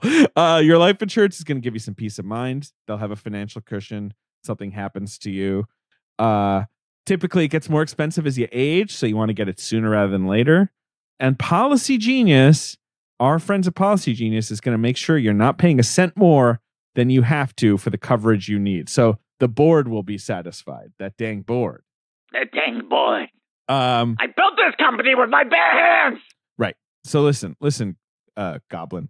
Policy Genius is your one-stop shop to find insurance you need at the right price. Head to policygenius.com to get started, and in minutes, you can compare personalized quotes from top companies to find your lowest price. You could save 50% or more on life insurance by comparing quotes with Policy Genius. The licensed agents are on hand at Policy Genius to help through the entire process, help you understand your options, make your decisions with confidence. They work for you, not the insurance companies or the board. And the board! I thought you were going to forget about the board! Dang board. Back to formula. No, Policy Genius doesn't add on extra fees. It doesn't sell your info to third parties. It has thousands of 5-star reviews across Google and Trustpilot, and it has options that offer coverage in as little as a week. And they avoid unnecessary medical exams, which I feel like might be important for you. I don't know how you would do at a doctor's office. I got some weird stuff going on right now. Yeah, exactly. I don't know if you want to get an MRI currently. Since 2014, Policy Genius has helped over 30 million people shop for insurance and placed over $150 billion in coverage. So, Goblin, why don't you fly on over to policygenius.com to get your free life insurance quotes to see how much you could save. Thank you very much. You've You've done me a great kindness. In return, I will not turn you into a skeleton. Thank you, Goblin. Spider-Man! Let me give you some context on this movie. We will rush through this because I feel like it's widely discussed anyway. Canon Films has the rights. They buy them in 1985 for $225,000, which could not get you a one-bedroom apartment in New York City these days. Absolutely. Because Marvel is so hard up, I guess. The only thing that they've ever done with Spider-Man is the cartoon, the Toei. Well, they had a live action. Yeah, there was a live action show on which is a Prime spin, TV which is right. Yeah, right. for right. a season, maybe 2 seasons. And is that the classic? You tilt the camera and he's climbing up the side of the or building. that's the one where you might have seen, like, he has like big weird. Yes, it's circular very eyes. creepy looking. Yeah, And like they did a lot of just like B-roll of like they put an actor in the suit and had him stand on top of buildings, and they would just like fly around with a helicopter, and that was like they used that shot like 100 times. right. And was it the pilot for that was released in Europe They theatrically? released a bunch. There's like Right. 2 or 3 that they released theatrically, like overseas. Are they good? But It's the you guy know, who plays the director in Once Upon a Time. Nicholas Yes, Hammond. yeah, He's of not. course. He's not bad. Like Yeah. as Peter Parker, he's not bad. He's a little older. You know, Sure. like it's more of like a workplace drama because he's just like a guy at the Daily Bugle. He's not really. Right. You know, he's not. He doesn't read like a kid like Tobey Maguire. But it's So Canon basically goes under after Superman 4's release. It's Superman 4 and Masters of the Universe are the 2 things in 87 that tank them. Kill them. They, of course, Yeah. famously renamed themselves Pathé in a weird attempt to buy Pathé. They'd be like, well, what if we have the same name as you? Doesn't work, Right. shockingly. Right. It's like how in high school I tried to change my name to Griffin Alba in the hopes that Jessica Alba would be like, I guess we're married, and he took my name. Exactly. They are sucked into MGM. The rights become absolutely a legal mess. Mhm. Like, right? At a certain point, I guess Carolco gets in charge of it because that's where James Cameron comes aboard. Yes. well, James Cameron basically. So I was looking at this last night. He has a book that came out a couple of months ago. you interviewed him. And I did. I basically, they were like, so James Cameron does this book. It's a really nice book of his like concept art for his Right. entire Yeah, career. yeah, right. And it's actually the same publisher that published my Spider-Man book. Yeah. And they Right. emailed, sometimes they ask me if I want to cover their stuff and whatever. And they're like, do you want to come do a roundtable interview with James Cameron? And I was like, I never do roundtable interviews Right. for anything. And I will absolutely go. Yeah. And you the had bo- spoken to him before, right? Never. No, Never. okay, but you were in that documentary, the sci-fi. Oh yes, series yes, thing? I'm in Yeah. James Cameron's story of science fiction quite Right. a lot. Okay. But yeah, I've never You hadn't met met him, him never before. spoken. to He him. wasn't behind the. I on have the other no side of the idea camera? if he did it. I mean, he's on camera in it, I but know, I have I know, no I know, idea I know. what He wasn't involvement- barking. Yeah, Matt, do it again. Come on, Matt. Not Get- futuristic enough. Put on the dots and jump in the water. We're doing this mocap. You can hold your breath for 14 minutes, right? But in the book, the last 2 pages of the book Mhm. are his artwork for Spider-Man that he created, and then he talks about what he wanted to do with the movie. So I'm like, oh, I'm going and I'm just going to ask him about Spider-Man. Because it is in such an interesting period. Because- Post Terminator 2 is when he really picks up the baton. Right.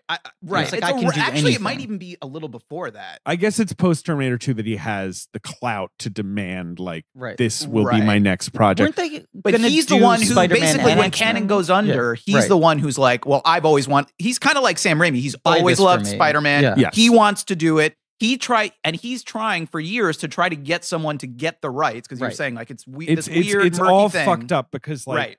someone owns the TV rights, someone owns the movie right. Viacom is involved or whatever, right. and it's because of all these like. So he tries to get he's trying to get people to get the rights for him. Somebody does at one point, but then they go under. I guess Kuroko does, but then they have problems.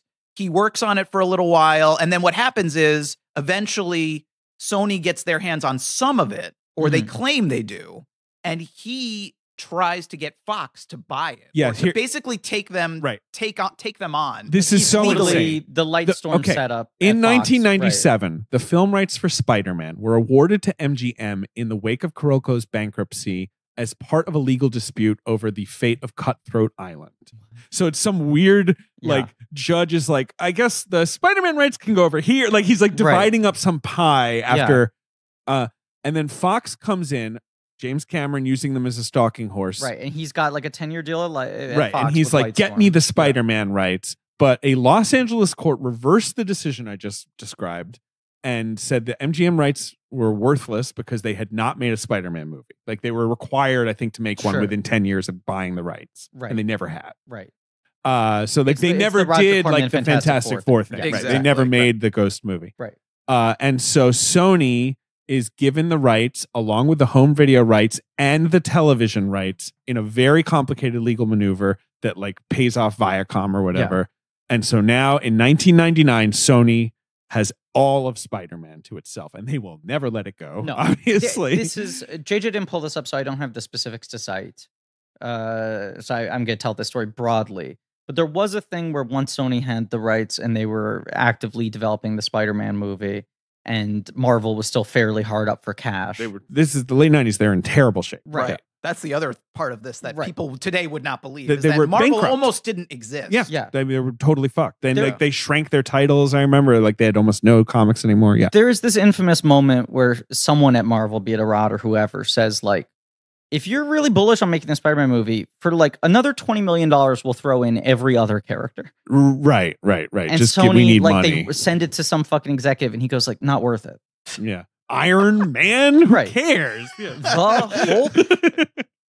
That's when then everything starts to get spread except around. maybe not X-Men, right? Because X-Men was their golden goose in the late 90s. I guess X-Men was the one that had been set up already at Fox, perhaps. But yeah. But there was a point where Cameron was also considering doing X-Men. He was approached originally to do X-Men. Okay. I mean, and it makes he sense. was He was like, the X-Men guy. is fine, Right, but I love Spider-Man. Right. Yeah. And so that was the thing. And he like supposedly, I mean, like that's what he talks about in that book and what I asked him about. Like, indeed, in our research, an interview with Matt Singer is quoted. He calls it the greatest movie he never made. Yeah, he never made. And that he tried to get Fox to basically like go, I don't want to say go to war, but like fight for the rights because he thought that Sony's legal argument was tenuous and he thought they could get it. And they decided it wasn't worth it financially. Right. They possibly could have. They could have gotten it and probably won. It would have cost them money. Right. And that was, I mean, he says, that's what That he is said. actually the quote. This is the quote he told me like in the interview. He said, Peter Chernin, the former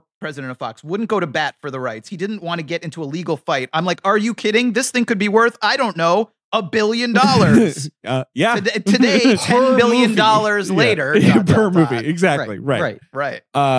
So James Cameron's treatment, which is like a 60-page script. It's so a script, it's right. He's like, I didn't want to commit fully to writing a script, but I kind of did. He's obviously the one who makes the web shooters organic. His biggest lasting contribution. Which look, I don't know if this is a controversial thing to say, and I don't know if it's just partially generational, right? That this movie came at the right time for me. I'm reading Ultimates, where does Ultimates do organic or no? It does, I believe, right? The Ultimate Spider-Man. Or Amazing at some point makes them organic. No, I think the Bendis I don't know about Ultimate. Amazing, it becomes canonical after the movie for a while. Then they take it away. Because didn't he turn into a spider at one point? He sure did. I didn't like that. That was wild. I was anti that. This is an obvious question, but okay. What are we talking about? What the fuck? In the comic, I think this is look. I've always liked the organic web shooter thing, and I think Cameron's point here is really smart. It was a thing that people griped about at the time, but in the comics, it was like when he gets bit by the spider, what does he gain? In Ultimate, he does not do it organically. Okay, just FYI, just I didn't. Yeah, but it was in Too radical. in main continuity. At that time. In the comics, he gets the strength, right? He gets the And spider sense. Speed. He can stick climb to walls. He can you climb know. walls. He gets the spider sense. And then he's like, you know what I should have? Webs. And then because he's a science nerd, he goes and makes a web formula. And he comes up with bracelets he wears, and they have Sure, cartridges with web sure. formula, and he shoots them. I remember this from the animated show. now Right, that you that's described. the and classic like in the Spider-Man later thing. movies, like in the Tom Holland movies, he has it too. Yeah, Like that's what they've this gone is- back to. But James Cameron both had this whole like body horror. He's a teenager. It makes sense that he'd have this weird. It's Yeah. there's It's a a lot of little- metaphors you can Yeah, lay a little on. to- pubescent. But his a other little, point, which is very good, is ejaculatory. like- Yeah, exactly. Yeah. He does become less of an everyman when he's that level of genius. This he is can be the a whole very thing. smart kid. I sure. think that he's just like, no one's going to buy that this kid fucking invented this insane thing the most that incredible would be like DARPA Right. level. Right. Right. And it's like, I agree with that. Like, I at the time, again, I was like, whatever you can do to Yeah, get this sure. in the theater. I don't care. Right. And I also am not one of those people who's like, yes, Tom Holland made it, invented it. Good. Right. Yeah, like I win. Like, I Right. don't care. Who cares? Who cares? But also, I like the stupid cartridges. They're fun. They're fun, but it is funny to think about how like Spider-Man's defining power is really he swings and he shoots webs, and it's like that has nothing to do with the Right. spider bite. It That's has just the pluses. spider bite. To me, it's like each one has inspired pluses and minuses, Yeah. right? Yes. Like, Yeah. I think James Cameron's point is very valid. Yeah. Like, and it does make sense. It's just in like the comics, it's a lot more fun when he's got to buy the web, Right. he's got to buy the ingredients, and so he's always scrounging for money. He's That's always, what I like That's about the it. part He's about the always web shooters that's fun month is to that month. Right. Right. he can't afford to like make this stuff. But yeah, it is pretty absurd that a kid like if you could create those in web his, like- shooters, you would be a You would be billionaire. rich. Yeah, exactly. But, So yeah, but Cameron wanted to make a Spider-Man movie that probably would have had a similar tone to like True Lies and Terminator 2. I- Like he wanted to make something that was shiny and sexy and darker. adult. And Yeah, There was not going to darker be a and techie. costumed villain. He said Right. in a statement I don't understand, I think he said this to you, that he morphed Kingpin and Elektra into one guy as the villain.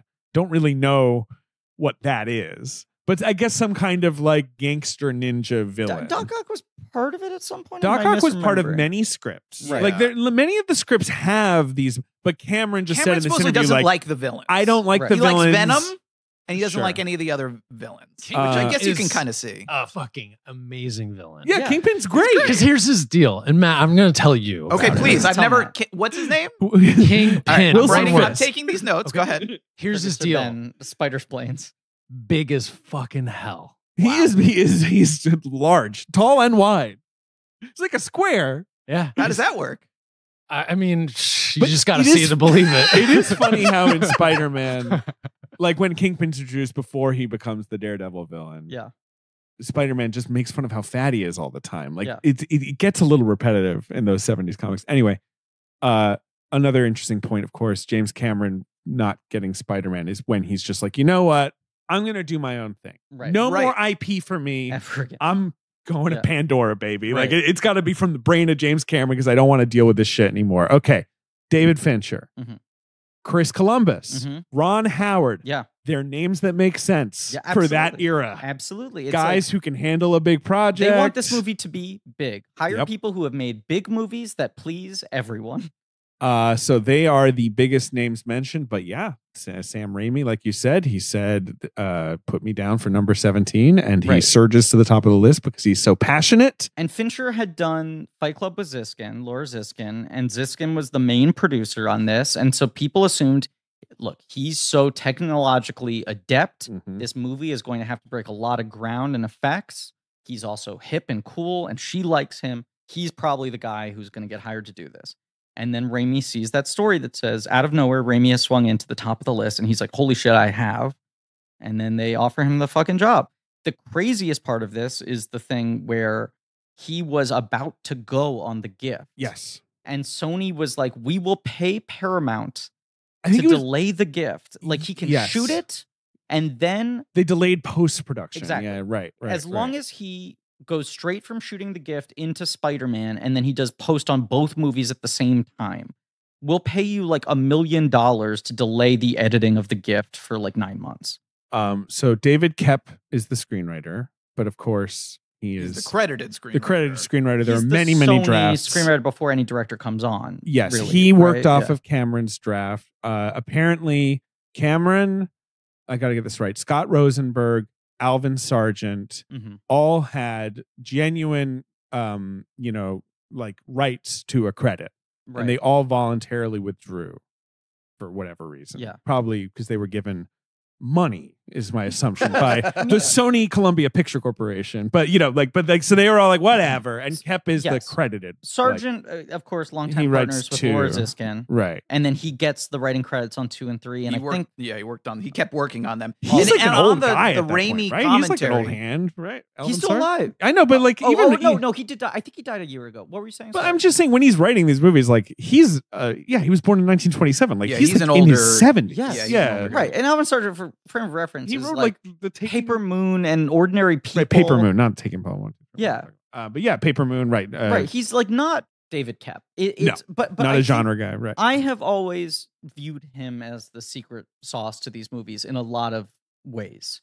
The Raimi gives him a throwbacky- lot of credit Yeah, on yeah. the commentary for this movie. Yeah. Even though he's not credited on this movie as he's like in scene after scene, he'll be like, Alvin Sargent did some wonderful writing for this scene. A lot of the stuff with Peter and Mary Jane. That He makes gives, sense. He I gives, think which It makes feels total so sense. old Hollywood. The Yeah. tone and the characterization.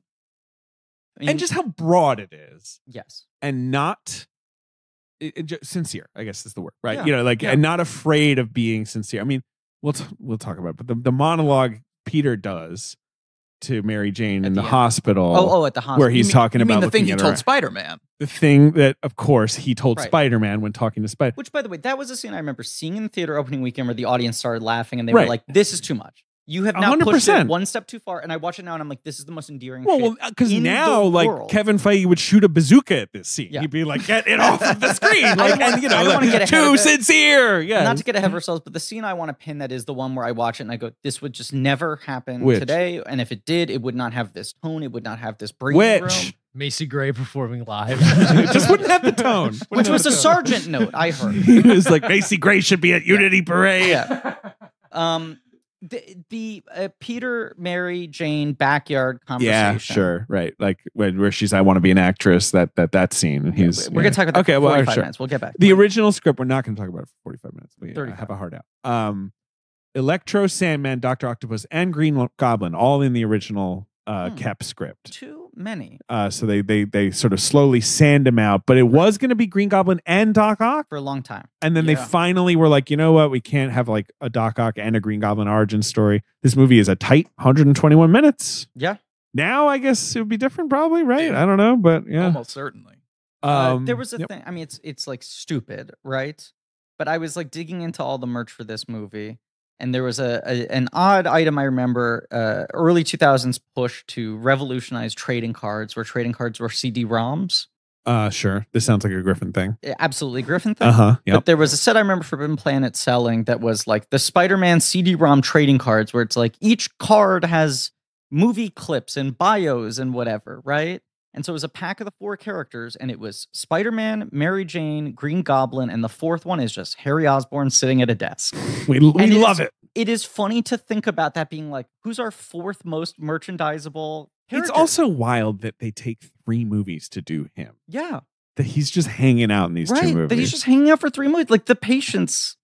Maybe too much patience sometimes from I from think it's Raimi, only right? that they just fuck up 3. I think they do a good job with him in 2. I do too. I love it. Yeah. To be Yeah. clear. I mean, the end of with him in this one, the ending is so perfect. I mean, it's like True. one of the perfect Spider-Man. I mean, the last like 15, 20 minutes of this movie in general is just so Spider-Man-y. it is. It is. It's yeah. amazing, but like, yeah, the Amazing?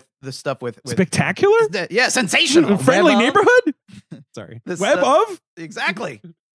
But yeah, the stuff with Harry at the end where he he thank God for you, Peter, but he also, despises Spider-Man now. Yeah. It's just Classic. so deliciously, that is the real juice of Spider-Man there. It's so great. It's the same. I mean, my favorite thing about Spider-Man is that he makes his money taking pictures of Spider-Man that his boss will then use to harass Spider-Man, and Right. there's nothing he Right. can do about it. Right. Like, you sit down and you're like, well, why doesn't he just go to it? And it's like, no, you don't understand. That is part of the existential. Well, the thing. whole existential Yes. concept of Spider-Man is just that He works hard. Nobody likes him. You Right. know, like, yeah. every victory, which again, like the end of this movie is so perfect for. It's like every victory as Insane that the end of this movie was allowed. Yes. Really insane. Yeah. And I remember when I was a teen, people being like, why doesn't he get to kiss Mary Jane at the end? Yeah. Like, Right. He like- like pushes away. yeah, and he's like, bye, I'm Spider-Man. Yeah. It's like, roll credits, get out of He just here. mopes away in a Yeah. long coat from a funeral of his friend's dad. But just the fact that every victory as Spider-Man ruins Peter Parker's life Yes. and vice versa. Right. Like that is and the Daily Bugle thing is part of that. But just like Right. every element of his life is in It conflict was- with the yes. other. It And was- one thing It's can't the go right magic. without 10 things going wrong. 100%. He's unlucky. That's the in perfect all those and featurettes the movie I watched, just totally gets it was the one thing that I thought Stan Lee said to his credit where he actually showed some insight as to like what makes Spider-Man work. Because he always would just be like, But that's the whole the thing. key is to have good characters. You got to come up with a clever idea for a power. Right. Like, but then he said the thing for me with Spider-Man was always there's a bad guy at this part of town, and Aunt May's really sick, and her Right. medication's on the other Right, part of Right. town. That is and every single one of those. The whole thing with those Stanley interviews is I do think if people, not maybe when he was really old, people ground him down, he would finally be like, yeah, maybe Steve Ditko did deserve more credit and I did give it to him. But like you have to get through an hour of him being like, my idea was a teenager would be a superhero. Like his whole glitzy, I will razzle say, dazzle. to his credit, in one of the things I watched, which was shot in 2002, Right. he was like, they call me the creator of Spider-Man, but the reason I really truly believe I'm the co-creator is because I only had a thing on a paper. I never could have come up with this design. Right. That's the He thing that's did compelling. eventually relinquish. He became yeah. more magnanimous Once he was very old. over time. Right. He was I Not think, always that way. But yes, no, that's the stuff that just like spiritually, Sam Raimi understands exactly what a Spider-Man movie needs to be. And I remember walking out with my friends and then being like, so did you love that? Was that like your favorite movie of all time? And I was like, I like it a lot. I'm surprised by how much it feels like a comic book. Mhm. And I wasn't saying it as a complaint. I was just genuinely It was just thrown unlike- off by yeah, it. it was miraculous. It was like Right. they pulled it off. Right. That for years the conventional wisdom was you could not do this. Right. You had to do it you had to make it look less like this. You had to make it Right. feel less like this. Right. And then that was part one. Part two was then it made more money in one weekend than any movie had ever made. And so suddenly Right. it wasn't just like, oh, well, I think it's great. And they pulled it off. It's like, oh, everyone Right. thinks The it's great. And they monoculture is yes, done. and they're It's the ready biggest for this and they movie- accept it and they like it. And Yeah. that was the other thing that really changed. It was the biggest everything. movie since Titanic. Yeah. And it just, it worked on every. It worked, and it worked for families. I do think that was so Yeah. crucial to it, right? It's Right. not just the teenagers and young men wanted to see it, which Right. is like the classic. Right. Whatever. It was like you could take your kids to see this movie, and it's not that intense. But- It's a but- little yeah. intense, It's No, I was like Raimi. I don't know if it was a panel or a press conference or whatever when they were promoting the movie, and he just kept on saying like he's just so Raimi's so sincere in how he talks about these things. But he's like, my goal was to make a motion picture that is really, really thrilling for the whole family. You sit there with your popcorn, and you cannot believe the things that are on the screen. But there is enough focus on the interior lives of these characters that adults will still be held into the story. And it's like, oh, right, it is that simple. It's just like, I'm going to put crazy shit on screen. And he talks about for how stylized and heightened this movie feels now. He was like, I don't want to do Burton Gotham City. I don't want to do this like super design New York. thing.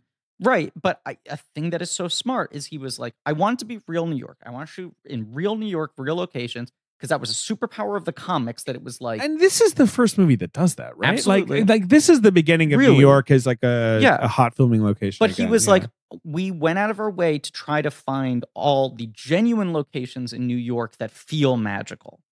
So rather than recreating things, yeah, it's like that rooftop by the church, where he drops Mary Jane Uncle off. Ben's and he's outside like, the New York Public Library. course. It's Yeah. like pick these. Even the Queens neighborhood It's is so so picturesque and great. really- Like a Yeah. perfect setting for a Queens Uncle Ben neighborhood. drives him from deep Queens Yes. Yeah. to the main branch of the New York City Public Library. Correct. Takes It's him like to a the Lions. 45-hour long, 45 minute. Yeah, yeah. And then he's like, and it's like fucking 1 p.m. Like it's the daytime. And he's like, I'll meet you here at 10 Well, David, p.m. I'm sorry. First, he says, hold on a second. He turns Sum 41 off on the radio. Uncle Just Ben loves listening Sum to 41. Most recent Sum 41 song, Peter. And then he says, I'll pick you up in 12 hours. what is the lie here? Peter Parker's like, I really gotta hit the books so hard. Yeah. I mean, he is a Sun will nerd. He set. is a science nerd. No, he but loves but the main books. branch, it's like he's got to be hitting the microfiche, Yeah, right? exactly. Like, He can't go to his local library. I mean, I'm just saying, Uncle Ben, he's a mensch. He's just like, sure, is. I'll just fuck around in Manhattan for 10 Yeah. hours. He's got Sam Raimi's car. I mean, what are you going to do with that car other than drive it around? Come It on. is- You know what's a funny thing in this movie that like it hasn't aged poorly, but is just like very of its moment, and the moment changes maybe right after this. There's the line, it's in the taking out the trash scene where they're talking about Peter and Mary Jane, what they want to do with their lives. And he's like, I don't know, move to the city. And that Yeah. idea of like being from Queens and being able to work your way up to Manhattan Right. is Get like, an apartment downtown. whereas I feel now when I tell people I live in Manhattan, they're like, why the fuck would you live What's the matter with you? Right, Which that is a fair question. Right, that you're like, if you live in Queens, you don't really live in New York. The you know? city. Right. The city. You have to The- live in It's very the Saturday city. Night Fever. You Yes, know, that yes. idea that, Manhattan is the But jewel. it's truly like 2002 Well, is like the last moment before everyone yes, starts to go no, like, that's true. But You're right everything- about that. Right. You That are, is but- actually true. But everything about this, it's like Cliff Robertson and Rosemary Harris. Obviously, it's trite to now note that, yes, every iteration of Spider-Man, for the next iteration, they will be teenagers, I assume, like Ben and Right, yes. May. Yeah. But he feels like what is he? He's an electrician, Oh, right? I love that detail. Yeah, about that him. he just got He fired. just got fired Yeah. from his job as the chief electrician at the plant, and now he's screwing in light bulbs in their Right. kitchen. Like, what a nice It's- little even the detail. computers have analysts. these Right. days. It feels so throwbacky. Yeah. It's like a single income, like outer Queens household, right? The Aunt interior May, of that house is amazing. it's so good. So old, uncle and aunt or grandma and grandpa house with that wallpaper. and is she his great furnishings. aunt? You know Spider-Man lore better than me. Like, how the fuck he's is supposed to be. I mean, it makes no sense because in the comics, Aunt May is like comically Mr. Burns old, Yes. right? Like Yeah. she's like so decrepit. decrepit. And like you're like, how is this? Like, what's the age gap? She's between- 45, but she's got city miles. She's got a lot of city miles. But like obviously they zazz him up. But I do love I kind of forgot how much I love Cliff Robertson in this He's movie. pretty He's so good. fantastic in this, and it is funny that they talk about like Obviously, Rosemary Harris. I remember because she's in the sequels and Right. she's doing her Yeah, thing. right, Yeah. like Defoe is the only guy who actively pursues involvement in this movie from the cast. It sounds like everyone else had to be talked into it Right. to some degree by Raimi being like, "Here's my take." I know have it a real sounds like vision. bullshit, but I'm going to invest in the right. characters. I know it sounds like bullshit. And Defoe is like, it's fun to do a cartoon movie. Yeah, Defoe look Malkovich in was the mirror first choice. and he go, Right. I look like a goblin. Well, I feel like the whole thing with Defoe is just like we're making a comic book movie. Who should play the villain? Willem Dafoe. Right? Like he was just always going to be one of the first off the But he board. always talks about he's like, I like sought it out. Yeah, I he was not into on it. there. I think I mean, I've heard- Malkovich was their first choice. They really wanted wasn't Malkovich. Cage before Malkovich. I don't see anything about Cage in here. Cage, I believe Cage was the first choice, Well, and he that's crazy. He did was too adaptation instead. Uh-huh. But it was just because Cage was known for being such a big comic He book just fan turned it and had down, almost right. done Superman. But they really tried that they were to like, get, you can get an A-list star to play this, and he just said, I'm doing adaptation. Yeah, Malkovich got far along. Defoe, yeah, he was into it. And he was very into how sincere Sam Raimi was. I don't know. Defoe's just a guy who does anything, right? I mean, Defoe's like, not in a like, bad way. Experimental theater, he was like, this is a fun opportunity to like do this much physical performance. He did like most of his own stunts. He was like, I want to be the guy in the suit the whole time, so I have the continuity of performance. I want to learn how to do all this shit. Should What's have painted his Ben's ass shaking his green, head. man. Oh, He you think looks should- like a goblin. Like Yeah. I like William Dafoe. He's a hot guy. Yeah. But he looks like a fucking it is goblin. just- You mean like throw just He does the- have- prosthetic chin on his ass. Just a slight paint him with lengthening. green and Yeah. just let him laugh. It is insane that they cover up his face. It's so crazy. I In understand. profile, he has that great nose where he Yeah. does kind of look like the helmet that they give him. Yes. It does kind of seem like a exaggerated version of him. You're absolutely Yes. right. I mean, I feel like I remember at the time pre-seeing the movie, right? Mhm. That was the most controversial thing. People were like, the Green Goblin looks lame. What What's is this that? they're doing? Power Ranger. That was the thing everyone always said. Right. Looks like Obviously, a Power Ranger. The Green Does Goblin- kind of look like a Power Ranger. Or- villain. yeah. The Green Goblin in the comics is, I mean, what they eventually did in No Way Home, where they Uh-huh. just have Willem Dafoe in a hoodie. Like, Right. I get that. That's a good homage. Sure. But the thing in the comics makes no sense. He pulls off like a rubber mask. Well, this is it's the a whole And little- you're always like, it's a how are little his goofy. limbs green? Like, I don't get how this costume is the supposed whole to thing work. they talked about, because there's that amazing, you can see on YouTube, the Studio ADI test where they did an animatronic mask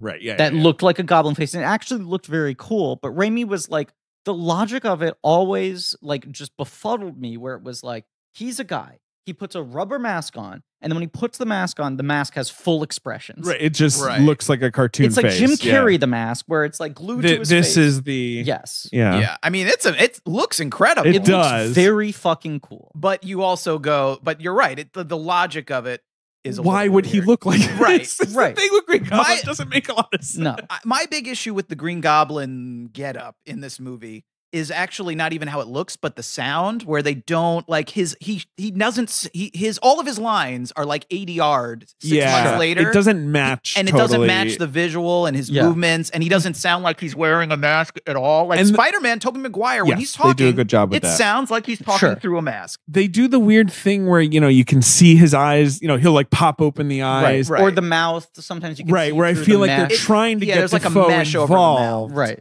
But you're just when you're looking at him, you're just like, he looks crazy. Like, why They- is he? They don't totally solve it. and it's very telling that No Yes. Way Home, they were like, all right, let's smash the head. Right. immediately. well, and Like, the person I one was scene watching the it with head. was just like, when you're on the rooftop scene, which I like as a scene of itself, but she's like, anytime it's the two of them talking in full costume, you're losing something, because this could just be fucking anybody. Yeah. Yeah. You know, whether or not you're told it is them actually in there, it does start to feel like the footage that they inherit on Power Rangers that Saban then tries to dub over, where you're like, Great this footage. is disconnected Rita from the main Repulsa. actors. It's one of the smart things with Spider-Man 2, where he's just like, it's just Alfred Molina in a trench coat. Right. And they also start taking Toby's mask off a lot more often in 2 and 3, which people complain about, but you do need to do. Gotta show. these guys. Absolutely. Put him.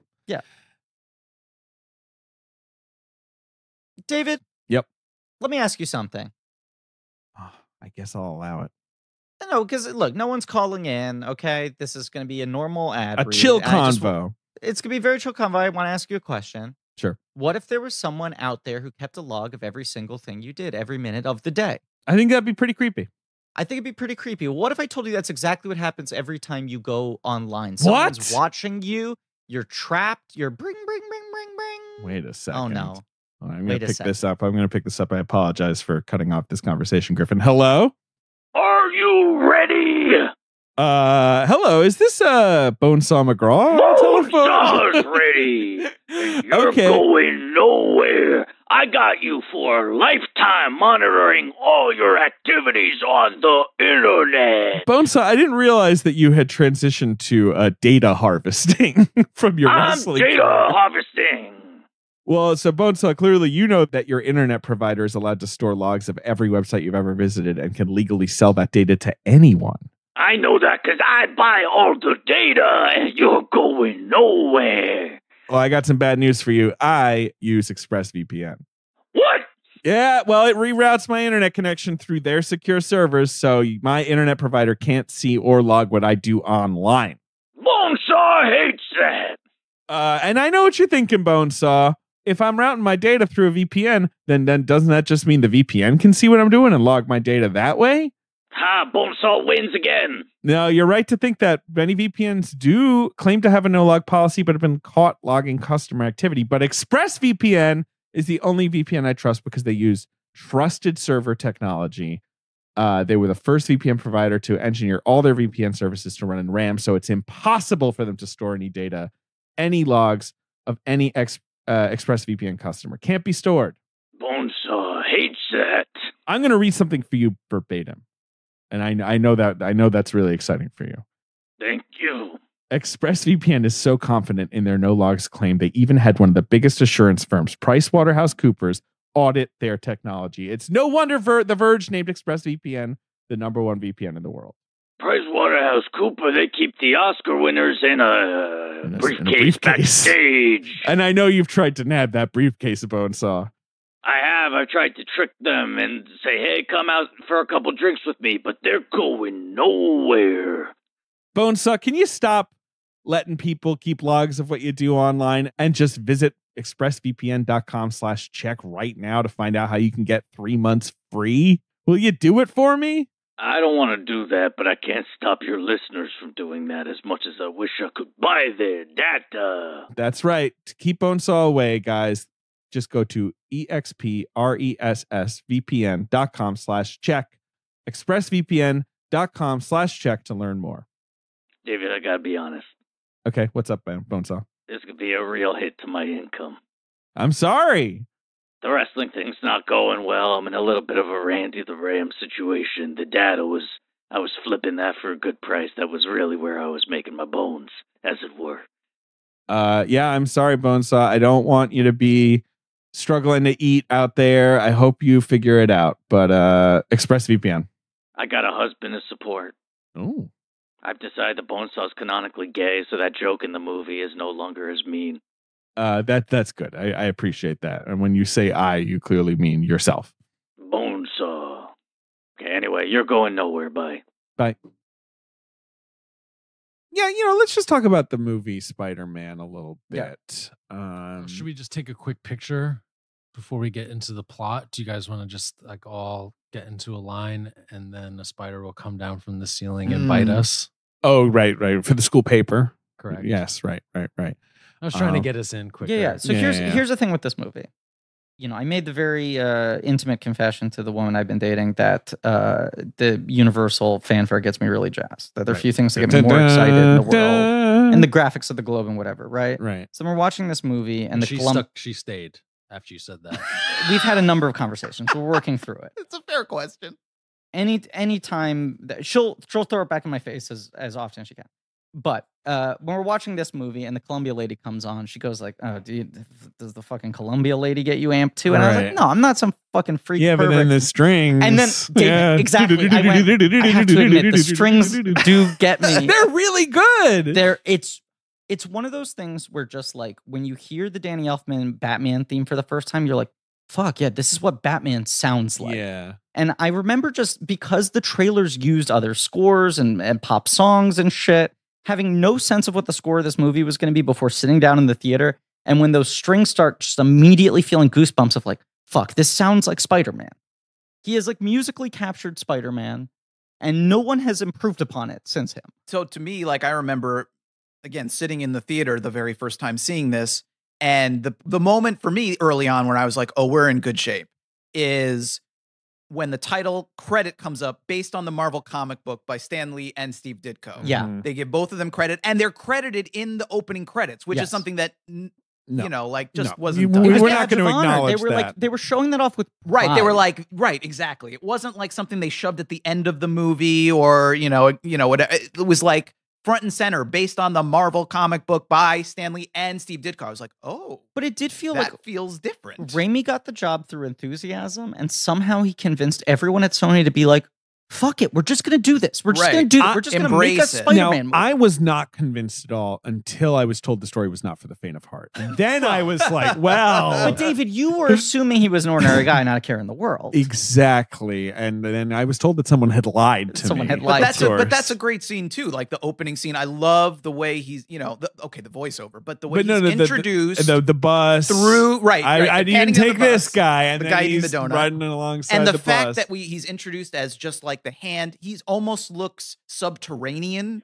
And and what's the end of the movie is him soaring through Manhattan. So the lows sort of and the highs. Yeah. Wait, you're telling me that Peter Parker kid is the same guy as Spider-Man? Hard to believe, but true. But yeah, so there's I just a hyphen love, between the two. Like that stuff, like structurally, is just like so smart. Raimi, I think in the commentary I was watching, kept on referring to the caverns of New York City, which I thought was such a good term to describe like the liminal space between buildings. The building, right? But yes, how much credit does this movie deserve? And I'm asking, I don't know. I think a lot, but like all the video games that have come out since then that have had Spider-Man like swinging, where the game mechanics are basically just about swinging around New York. Yeah. How much of it has to do with like this movie and like the shot after he drops Mary Jane on the rooftop where he swings, runs up the side of the building, goes, woo! And swings away. Like, how many games have just been built on like that one energy, that one shot? Raimi, Pixar, they don't have anything like the actual beauty and physics and grace of movement. Right. A comic can never do that. And that's the one thing where they took the idea of it, the energy of it, Right. and like you can see the individual moments that look kind of like panels, but they gave it this fluidity and excitement and But I grace also like that they just nailed it. there were the early 2000s like PlayStation and 64 games, and then there's the movie tie-in game for this. And I remember that being the first one that sort of got the mechanics of the swinging Yes. down well. Yeah. At the time, it felt amazing. Right. Now, Spider-Man, now it would feel the game, bad. the second game was the one that was really mind-blowing because it had Yes. like the open world. Yes, Right. that But the one first in one, but the Manhattan. first one was good too. It felt Yeah. like a big ass deal, but even like playing that game, I remember being like, you're just like swinging from the sky. Yes. Like you just shoot up. Right, and that you was the whole swing thing. from Like, the sky. where's the fucking web? Right. Like, but in the comics, you just like, well, you don't think about And it. He can Raimi just do it. cheats a little, but I do think he does a good job, especially that angle. first time he's swinging of like Yeah. he has to go to that building and then Yeah. he has Right. to find another. And like anchor the point. time when his feet touch the ground, and it's Yes. like, but there's momentum. He Yeah. he can't stop. It like, truly is one of those things where like the infamous teaser trailer for this movie, of course, was the sequence that was shot only for the trailer. That's Right. like the The- psych the- out 9/11. I web. rewatched it. It's- It is so funny that they're like bank robbers. Like, and it's like done like a Michael Bay movie. yeah, Like, it's so right. silly. Like in like bulletproof vests. It Right. looks janky too. The Yes. the helicopter where they're like, it won't go. Right. Like it like stops It's like in midair. not done by Raimi. No. Right.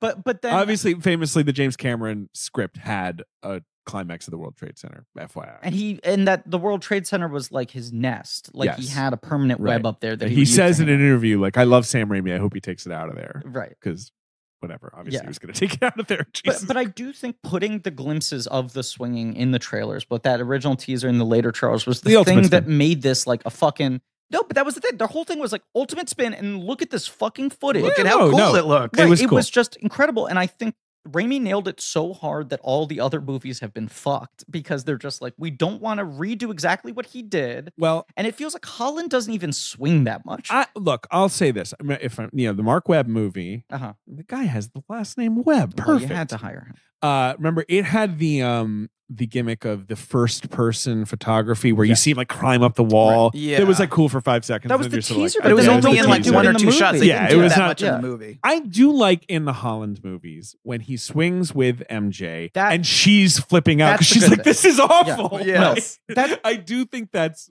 necessary. Agreed. Yeah, but that's right. like that's the end of the very end Yeah, of the no, second. yeah. the beginning of the the third. magic of the swinging is a little. I That's mean, the look how only many of time these they've done it. fucking times, Totally. yeah. But it is that thing where they're just like Raimi nailed it so hard, and part of it is like classic Raimi ingenuity, where he was, on top of the CGI and everything else. It was like, let's get a helicopter, let's have a metal like rope hanging from the helicopter, and let's have a camera at the end of that, and let's just fly a helicopter. I mean, in this is the between Sam buildings. Raimi thing. He's like, Right. what can I glue a camera to? Right, that right. I They were then like, throw into Spidey space. cam. Yeah. You can CGI him swinging, but what's going to make it feel real is if the camera is also swinging in between real buildings. Is it crazy to say that this stuff looks better than like No, the current Marvel swing? I mean, the current Marvel swing looks some good. of it has aged. Some of the CGI has aged, but like the visceral quality of Yes. this It has feels not better. been It's- replicated it's- or matched. I mean, Yeah. 2, I think it's better because they've Yeah. learned all their Yes. mistakes and it's Yes, just 2 is- perfect. yes. Right, Right. 2, right. 2 is just like a perfect. They The acrobatics of 2 are so cool. Like, whereas this only has a little bit. Like, this has that one, the slow motion where he's sort of, zigging around The Razorbacks. the Yes. razors. Yeah, Yes. right. I do think so much of it is the camera work. That's why it Yeah. still looks better, even if you like hold the CGI up and you're like, Spider-Man does look a little like silly putty here, at Don places. Burgess, of course. Don Burgess, Well, I mean, how Forrest many Gump. of them? I'm not trying to insult John Watts here, but like in general, how many of the Marvel movies do they hire a director in the same way you hire the actor to not be in the suit? Right. How many of them do they hire the director to not not worry do- about the action right. and they just let the action be like? Here, you've hired Sam Raimi, who is just an incredible Yes. visual Right. stylist, innovator, and that's the thing is like you watch the movie and the camera work and the editing is so precise, and he knows exactly where to put the camera and when Yeah. to cut. And it all feels cohesive, and it doesn't feel like, oh, now here's a random action scene that Right. we storyboarded before we even wrote a script. Nothing like that here. You And feel the fingerprints on literally every single inch of this Yeah. movie, and I do think he's cribbing from himself. There's Right. there's like the stuff from Darkman where he shoves the guy's the Uncle Ben's literally killer through from the, through it's the the same glass, shot. It's the And- same fucking shot. And It's I so remember good. sitting in the theater in 2002 going, it's Darkman, because I Yeah. was such a big Sam Raimi fan that he was copying himself. I was like, I couldn't, like, they didn't just hire Sam Raimi, they let him make a Sam Raimi movie. But I think part of it is, I mean, he keeps on talking in these archival interviews about like, I really thought they would hire someone who had made big movies like this before. And he was like, Right. my movies don't connect on that level. They're not at this level of budget. He I've had never had never a made a breakthrough movie. hit. What's his most expensive movie before this? Like The Quick and the Dead, Probably. maybe, right? Like that would was be like, my guess. like Yeah. a $40 maybe million Right. movie or whatever. You know, like yeah. But I think the thing he had going for him was that he was a problem solver. And that from a studio level, they're like, we still don't know how to make these things work on screen and how to make them not look stupid. And you almost need someone who can think creatively more than someone who has. This movie makes everything that could look stupid look not stupid. Yeah. Essentially, the Green Goblin costume, sure. Like there's a couple things That's the where you're like, closest. okay. Yeah. That's the But closest. the hoverboard fucking rules. It does. his, The glider. the glider. Really cool. The bombs are great. Everyone The got glider, really please, mad. Ben. Everyone, What do we think everyone of- leaped at What do me. we think of the Respect the glider. bomb that turns people into skeletons? I like it. Love it. It's one That's of the pretty good. coolest weapons ever. It never recurs, right? You never. It would have been funny if he came out in the MCU and Skellington like Tom Holland. He's like, I still got these fucking things. They, instant death. Yes. If this thing is near you. And then But the that's the skeletons kind of turn to thing- like dust yeah, immediately. they're out of here. Dynamite. It is a truly deadly weapon. I don't know why the military is not interested. That's that was one thing when I was rewatching It is crazy. it. The military are like, Norman, this is all bullshit. I'm like, I don't know, man. He has this badass glider, and they're like, "We've seen the glider," and it's like, I feel like you guys would love the glider. Yeah, it's good. It's great. The yeah. glider's Compared fucking to great. whatever fucking thing they go to see and then Yeah, get the it other thing- bombed. oh, yeah, the thing it looks sucks. like garbage. It looks like a cold medicine pill or whatever. Yes. It's so weird. It looks like a bad RoboCop villain. It looks like Right. the kind of thing that like they It's would it's Ed 201. right. That would Yeah. they would and it would malfunction and kill someone, and Yeah. then that would be the punchline. It's so fucking bad. It is funny when Raimi talks about like, well, we weren't going to do the fucking prosthetic goblin face because I don't understand the internal logic of that. And we really wanted to build it up, make sense why anyway, he does this. his bombs turn you into skeletons. no, sorry, go ahead. No. Well, you know what I like about the skeleton bomb thing? It's like a thing you read in one panel of a comic book when you're a kid that clearly was a tossed up idea that you're like, this haunted me for decades. Right. I never stopped thinking. How would that be allowed? Yeah. How? Right, Yes, this yeah. one image. I mean, there's Sam like a Sam Raimi does like skeletons. He does. He So loves it's the an bone. excuse again to Yeah. put a little more Sam Raimi energy into the movie, and I like that. If anything, I mean, if he's cribbing his own shots from Darkman, once they turn to skeletons, Green Goblin should take some of their bones and turn them into fucking instruments again and start doing a little Army of Darkness. Yep. He should play them Bone bones. xylophone. Yeah, or bone whatever. xylophone. Yeah, give me a bone flute, baby. No, what I was going to say is he's like, I want there to be the process of understanding how this costume would come to be. And the glider is experimental technology. And you have that one shot where you see the guy testing the glider and he's wearing the suit. And I guess this is the insulated suit. And you're like, okay, I get that's what the suit looks like. And then you're like, and of course he collects rare masks. So then he just makes a vacuform mask in the same aesthetic style as the bodysuit that looks kind of like his face. Yeah, that's true. I mean, he puts the rare masks in there, I guess, to explain it. Right. He inhales green smoke. He does. His fucking ass should be green. And I'm going Oh, to say you're it just again mad and that again. his skin is, but he has to be able to be, normal old Norman He Osborn. turns and then he, say this. transforms and then there is a version in the comics where that does happen. Right, You're- right, where you he know, actually like- Spider-Man, he turns- sort of hulks out. Yeah, he turns becomes like a this demon. big literal. Not my goblin favorite character. interpretation. No, I would but- say. but I I- mean, it's also. Do you know what Norman Osborn looks like in the comics? Oh, and Harry Osborn. Show them the hairstyle. Yeah, I do kind of think hindsight's 2020. They never would have done this at the time, but you do sort of feel like he should inhale the green fumes, and it should just be whenever he gets wound up, you put prosthetics on Willem Dafoe, and he wears a fucking hoodie, and it's like a green face that isn't full monster, but is enough different So looking Norman from Osborn, Norman that no one knows. He has kind of a classic hairstyle that is inexplicable. A widow's and peak no- waves. deep widow's peak. Deep Yeah. Widow's Peak with these this kind of like red and black waves, weird ridges, like and tight wavy hair. which Harry has as well, and then Yes. Sandman has, which always used to confuse me. Like, why does Sandman? yeah, have Sandman the has Osborn similar hair. Are they related?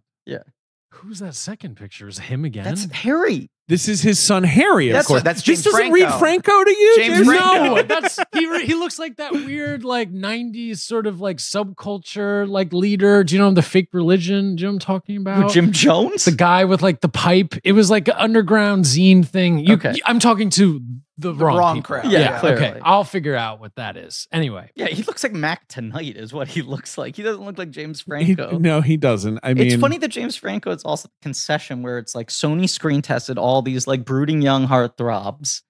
Raimi put his chips down on Maguire, and then they were like, "Can you at least put fucking Franco as the friend?" Well, he makes sense Church in the of movie. the Subgenius. Okay, Okay. That's He what makes that to me he has that same it's sort of a yeah, I get you, Ben. he's like the rich version of his character from Freaks and Geeks. You know, the Yes. guy who's just kind of like handsome but dumb. he's also a very good match for Defoe.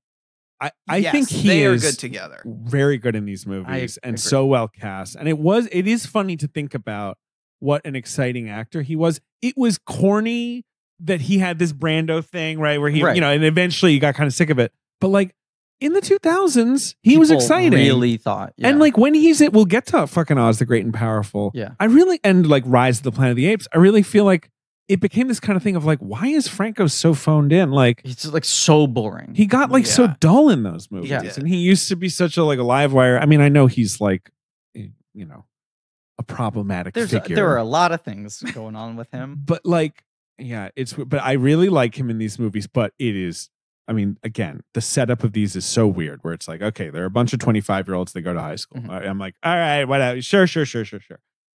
Peter Parker's a nerd. He's got glasses, see? Yes. Okay.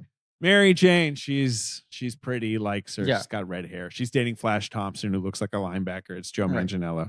And then you're like, and his best friend is this guy in like an Armani suit with like up hair.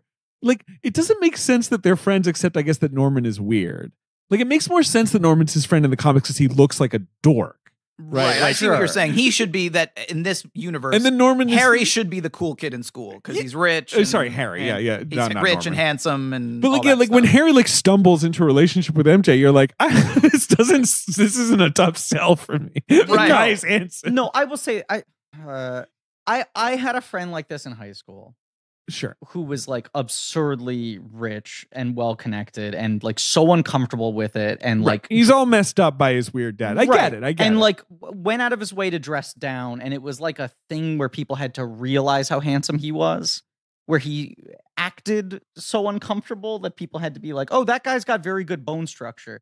There is that thing I do buy in this movie. It's a bit of a stretch, but I do buy it that when he goes up to talk to Mary Jane, right. it's like the first time that she's actually looking at his face and being like, oh, oh, you're hot. Right. hot guy. I could date you. So yeah. they go on a classic tour. I think the funniest moment, my wife noted this, is when the teacher comes over to Harry and is like, we're he's- going to talk about how you listen. And I'm like, he's a grown man. He looks like 4 years younger than you. The Like- teacher, yes. Yes. Yes. Like, I mean, he's like, we're going to talk about how you listen. He's not 6 years old. Also, this is supposedly like a week before they all graduate from high school. right. Like, Like, you're what still- are you gonna do to him? This at is a point? nothing field trip. This is Yeah. one of those field trips that a teacher scheduled because they're like, look, I don't want to teach anymore. I don't want to teach anymore. Right. Right. So at this tour of a science lab, Peter Parker gets bitten by a genetically engineered spider, Griffin. Can I just say quickly? You can.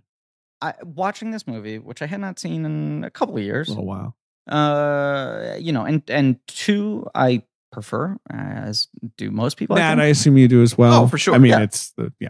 It's not like this is my favorite movie of all time, but it certainly was a very important movie to me in terms of when it came out and all that sort of shit. I was watching and realizing, like, oh, I do think this movie, perhaps even more so than two, just because of when it came out, is imprinted upon me in the way that, like, some people who were like 13 when Jurassic Park came out, or Raiders, or Star Wars, where they're like, I know every fucking line and shot of this.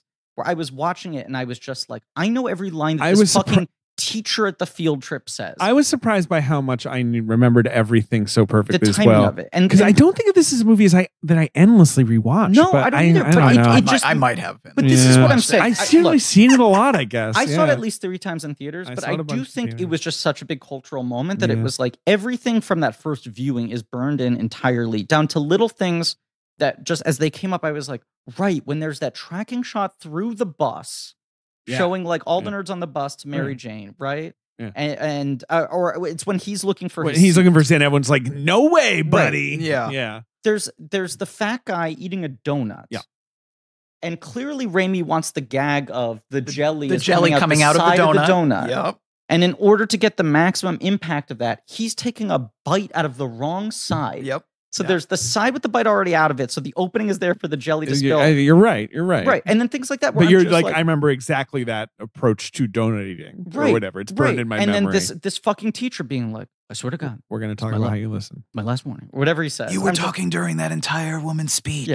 But he's still like, got that weird vibe. Who's the woman? She's so recognizable. She's one of those people who's in everything. Yes. the lab Scientist? lady. Yeah, I Yeah. don't know. I Yeah. don't A remember. spider sense. If I you do will. like that scene. Like just the rhythms of every line reading, yeah. you know, even more than the direct wording. I just love the way they introduce, like, here's this power, here's this No, power, they do this a good power. job, And then it's like, and here's all our super sort spiders. of, Oh, but there's right. one missing, you know. and you look like, at your watch and it's minute 6 and there was a 3-minute credit sequence. Like this There movie was. is it's just like- economical. Yeah. Well, once you've been told the story's not for the faint of heart, No. there's really not a lot more Where else do you runway go? you need to lie. and they've also, that's the thing. They've let you down easily. They've let you know that you've been lied to and they're going to take care of you from here on out. Peter gets bitten by a spider. A redirect. And he gets the powers of a spider Mhm. through this bite. Mhm. Yeah, it'd be funny if Stan Lee's origin was just like, got bitten by a spider. And this one time he turns him into a spider. That's No just a radiation regular old at all. spider. Go hunt spiders, kids. In parallel, and I forgot that it really is in parallel, Yes. is the Norman Osborn origin story. Like it's pretty Yeah. much at the same time. Which Yep. is why Raimi cut Doc Ock, is he was like, I really want to kind of go Right. 50-50. Yeah, on yeah. this. Yeah. And so there's just a lot of the board, Mendel Boardroom, Strom, Mendel which is the Strom. kind of thing MCU would never do. Like, you're not burning a minor villain on some guy who's in 2 scenes. Like, no, Right. no. But that another what is line it- what- reading where he's listing like the side effects and he goes, Back to formula. yeah, Back to insanity. Insanity, Enhanced aggression. yeah. And then he takes the pause, insanity. But Oh, yes, I just love back to formula. formula It's is my so favorite good. line in Spider-Man. I mean, I forgot that Norman drops, I'm something of a scientist myself. Like that's right at the start, basically. It's pretty much his introduction. His Yeah. introduction. He is something of a scientist himself, Defoe of course. talks yeah. so much about how he is like an objective based actor. He is based. I mean, I agree. He's a base guy. No, but like Defoe is so non-methody that he's like, Sure. here's what I do. I read the script and it tells me what to do, and then I do the thing. Yeah, I mean, and I've heard He's like, I don't internalize it. Right. I like when I interviewed or I talked to Eggers for The Lighthouse, he Yeah. said like how Defoe's approach really freaked Pattinson out. Right. Because Defoe's just like, let's do stuff, baby. And Right. Pattinson's like, no, I've been like thinking very hard about this and like rehearsing this character. Defoe is like yeah. a golem. Like you write something down, you put it in his mouth, and he's like, okay. You know? And he talks about it's like it's why he wanted to do this. Like he was like, a cartoon movie, that's fun. Like Right. I'll go Right. big and I'll do all the moving and everything. Is it okay if I go big, Mister? Yeah, he's right off he his did go Oscar big. nomination, his first Oscar nomination. Oh, his second. Second. Sorry. Shadow of the Platoon. Vampire. Right. Yeah. Yeah. Yeah. But yeah, he's good. He's so fucking good. Can I have a very hot take that's probably not true? Okay. I think he's better in 2. I kind of agree. In that just one scene, because that one scene is the scene I think about the most. With maybe it's because I've seen 2 more, Yeah. but avenge me! Like I think about that all the time. That scene's incredible. I do think he has the benefit in 2 of never having to wear this fucking costume. Yeah, Which maybe look, that's I've it. come all the way around to now I don't having mind a it. little bit of affinity for it. I don't know if it's Right. just nostalgia, at this right. point. Yeah. Because even at the time, I was like, costume's tough pill to swallow. Like, but no, I mean the fucking mirror scene. That's the one I just remember A.O. Scott waxing rhapsodic about, where he's like, this movie just stops cold to let a good actor stare at Yeah. a mirror and have a conversation with himself for 5 Right. minutes. That stuff's all great. And there's like no effects, and there's that moment where he's like, He's so good the way his face changes and shit. And it's before Gollum had entered know. the scene. I know. I guess he was briefly in first. but you know that moment where he's like holding the newspaper up to himself as like Green Goblin, and then you see it within the one shot with no cuts, he just drops the goblin and looks at the paper. You know, like But this is the thing. He's best in those yes. back to formula. When he grabs him. Back to formula. He's so good at the physicality of Yes. just kind of, you just feel like his, that freak yeah, out. But yeah, that's why his I'm like, saying it's like- veins pulsing It and all should that. have He just has a been like lot of- fucking shirtless Defoe turning green and giving him slightly like a little bit of a nose or contact lenses or fucking whatever. Ben's just being nodding like he monsters out enthusiastic nodding from 5% Ben. so that he's unrecognizable, and you put him in a hood. Because also, didn't he wear a hat in the comics? Didn't he have It's like a the goblin weirdest- it's hat? he has like gesture. a, He has this like a- goofy like cap, this purple cap. I missed the cap. I like It's the why hat. his head is so like yeah, they're trying to mimic the conical or- shape yeah. with that right. with the So helmet. it is so He has some great lines, though. I mean, he's good in 2, but like you're like talking about ravening wolves. No, he's really good. I mean, I love him in this. Yeah. I do love it. Think about it, hero. The heart, Norman. We attack the heart. That's the one. All Educate these him lines. And then obviously in the on matters his of knees, like pain and crying, loss. looking at his fucking armchair. What do you want from me? The heart, Norman. I mean, the same. We were texting about this last night. You know, to move back to Peter's storyline. Obviously, he enters an amateur wrestling competition, or I guess semi-professional. I don't know. How are we describing this event? Well, I'm sorry. The wrestling, I mean, just from the very beginning of Spider-Man, the wrestling is very, I mean, it doesn't seem like Stan Lee knew that wrestling was fake when he made Sure. Spider-Man. No. And they've sort of maintained that through the years, Right. which is sort of hilarious. Bonesaw just sells every line. I'm sorry. So I just need to. perfectly. I can say 3 things quickly before we get to Bonesaw. I know we're moving very slowly through this movie. We are. And we I- need to move a lot faster. I'm aware. I just want. I want to say a My, couple. I don't have to leave, by the way, so we can just talk. For Okay, we can talk a little bit. I wanna say- I still have it. I know. You have to leave. I know. Eventually. I just want to say a couple quick things. Yeah. Just incredible little Raimi things. Okay. First of all, obviously the gag with him catching all the food in the fucking tray in the cafeteria. Incredible. It's so good and truly seared in my memory. Every Yes. catch. Yes. Yeah, Right, yeah. because it's just like a perfect, simple effect. It's the stuff that Raimi's so good at, where it's just like, this is the cheap stuff. This is him jerry rigging. Well, Ben and I went to a bar the other night. We were playing darts, and there was a guy impatiently waiting for the darts board while we were fucking up and doing a very bad job. Duh, you guys were not good at darts? Shocking. You would be astonished. But then we ended up realizing this guy was fucking worked on vinyl. I knew this guy back in the day. Sure. Then we were talking about Raimi. He worked on Spider-Man 2 and 3. And he was saying the thing that was incredible about Raimi was if he wanted more smoke in a scene, he would like grab a grip who smoked and just be like, here's a tube. Just start puffing cigarettes and blow the smoke. That feels very Evil Dead, right? Where he's Right, just like, yeah. come on. Yeah. And yeah. I just think there are those gags like that. Another image that seared my head is when Peter gets chased out of the cafeteria because he's fucking slammed the tray on Flash. And the tray going up the door Yes. is so funny. Right, things like that. They're just very tactile, very simple, in camera, whatever. And then that Flash fight is so well done. It is. And is specifically the thing that like the Garfield movie fucks up so badly, where you're like, this scene feels mean. Yeah, Like well, when in the he's- Garfield movie, does he fight them in a subway train or something? Yeah, that's it. Playing Basketball. Yeah, and it does feel mean. It, It feels feels like mean. he's being a bully or Right. whatever. And he keeps Right. on doing that thing. There's the Spider Sense moment where there's the CGI like spitball and the paper airplane, but there's more the thing where Flash punches him. And he goes like, He pulls his head back and he takes looks the look at it and in whatever. astonishment. Right. And every time he lands a punch on Flash, he's like, huh? So Right. I'm like surprised. It has Yes, this great it's good energy tone. of that whole part is like, first, the stuff in the cafeteria is super nightmarish. Mhm. Like, where what is this coming out of my hands and Yes. why can't I get rid of it? And now Yeah. everyone's looking at me. It has that very like that, teenage nightmare. yes, that Right. teenage nightmare Right. of I forgot my lines in the school play. I forgot to do my homework kind You of have thing. 2 separate moments where Right. he thinks Mary Jane is waving to him and isn't. Right. It happens outside the field trip and again by the lockers. And then with the fight, it has this wonderful like fantasy element where he actually gets to beat up his own bully, the thing that every nerd ever dreamed of in high school. But then again, it immediately turns where one of the other guys, who I Mhm. don't think is named, I don't know who that character is or the actor, who's like, wow, Say Chad. some Chad. Chad is like, Yeah. wow, Parker, you are a freak. So like his Yes. one moment of triumph immediately, Right. again, that whole They're just, like, Spider-Man gross. has to ruin Right. Peter Parker's Right. life. It immediately goes from I did it to I am a loser. Right. It, Yeah, it I has gotta to be run one away. step forward, 2 steps That back. Yeah. ping-ponging back and forth between nightmare and fantasy is amazing. Same with the wrestling, of course. He's Right. triumphant. He Well, does and great, it's but just you're not such going to get any money. And then, of Exactly. course, Back the and clean forth. line of like he sees her get in the car with Flash Thompson. That's the thing he'll never have. I mean, Flash is so cool. The spiky hair, the tank top. He's 30 27 years foot old. 15. He's the world's tallest man. He's going to be in Magic Mike XXL at some point. Big He'll Dick play- Ritchie. He'll play. Big Dick De- Ritchie. no, I know. Oh. Is it Deadshot or what DC He- characters? he's did he- Deathstroke. Deathstroke. Deathstroke. Sorry. Right. I always Wade Wilson. Wade Wilson. Right. Slade. No, Oh, right. Slade. Slade Wilson. Because Slade Wade Wilson is a Wilson, joke sorry. version Right, of right. Jesus. Do you have that Deadpool comic where he goes back to Amazing Spider-Man 36 or one of right? I don't think It's I do. such a it's a Joe Kelly one. Do you have it? I Have you don't ever read think that? so. No. You know, like, and every time he sees Norman or Harry Osborn, he's like, "What is the matter with your hair?" Like, it's so good. He goes back to one of the Craven. Anyway, it's a really Yeah. funny comic. Yeah. And we don't have time. We should push along, but just shout out Macho Man. Well, no.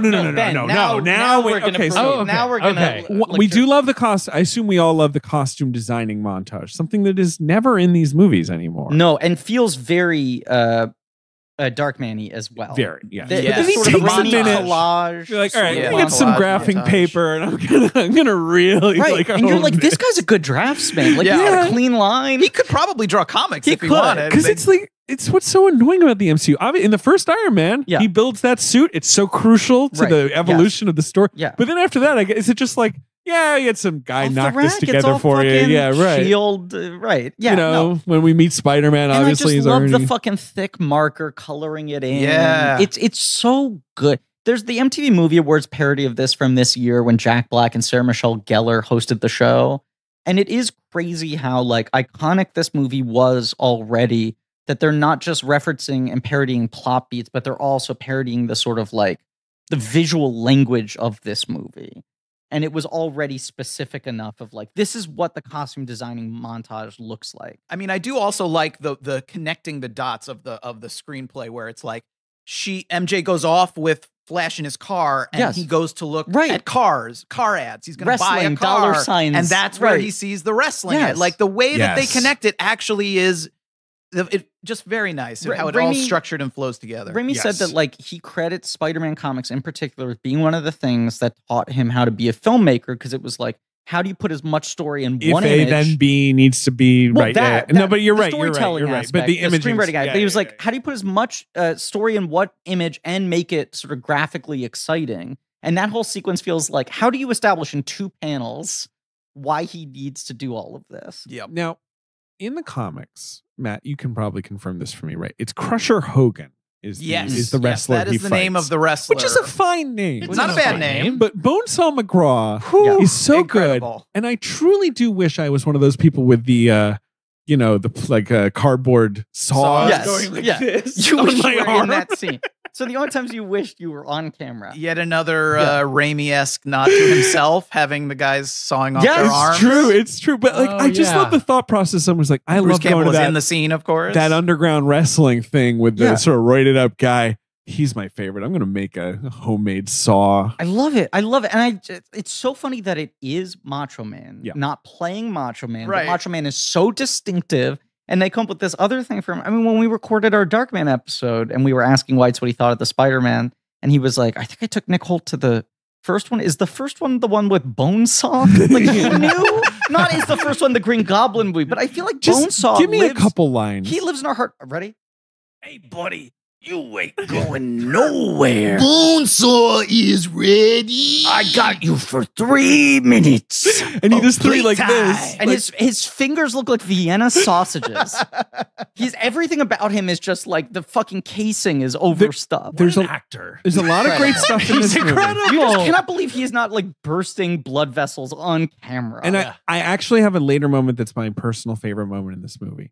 But I think you could Going argue nowhere. this is the best part of the movie. A Unbelievably. case could be made. a case could be made.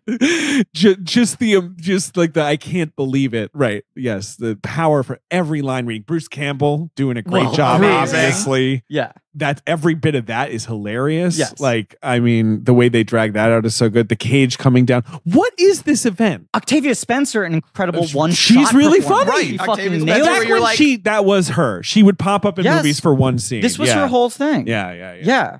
As like a sassy lady. I mean, Right. before she became a multi-Oscar nominee and winner. Yes. Bruce No, but Campbell this is, names Spider-Man. He gives him the name, He which does. is another, I think, huge Raimi-esque touch. this Bruce whole Campbell is the sequence one who gives him the built name, so the beautifully. amazing This- Spider-Man. This shitty, unscrupulous wrestling promoter. Like, all of this is so fucking good. Bonesaw is so funny. Obviously, the "Did your husband make it for you" joke does not age well. Yeah, No. yeah. That is one of the Forky was few like, moments "Dude." that feels very dated. I know, and Yeah. feels even just a little too mean. It Even also beyond it feels being like a writer's culturally room thing, right? disrespectful. Like some Yes. Yeah, guy came in that for would the day. never fly today. people- Well, it should not. I feel like even when people were critical of Toby, they were like, that is the one scene where he's like up against a wall cracking jokes at a guy. You know, he's like taunting the dude a Yes, little bit and it it's feels true. good natured. But of course- too mean aside from that. Right, one and he's joke. not fighting a criminal yet. It's from Who's the Bones. guy who plays the criminal?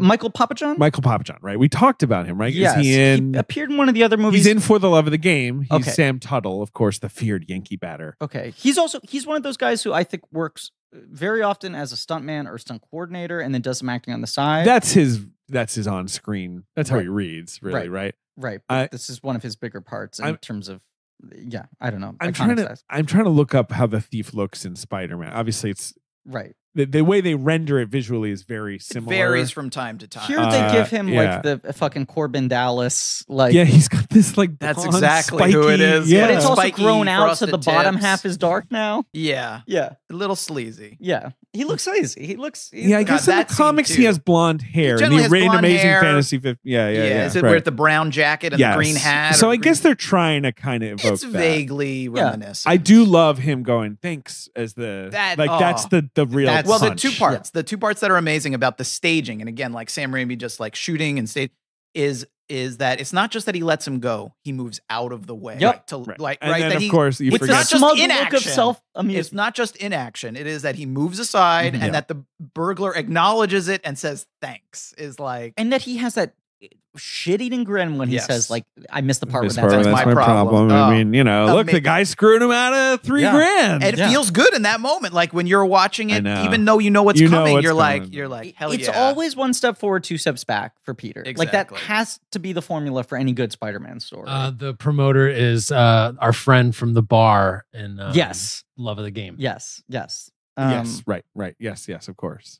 Yeah, and of course, Rosemary Harris is in The Gift. He's actually borrowing a lot of his recent J.K. cast. Simmons. Simmons J.K. is in The Simmons Gift, is in The too. Gift Right. and in For Love of the Game. Right. I mean, that's the funny thing. It's yeah. like now the last two people to play Mary Jane have been Academy Award winners, right? Yes. And Yes. even like Lily Tomlin in Spider-Verse.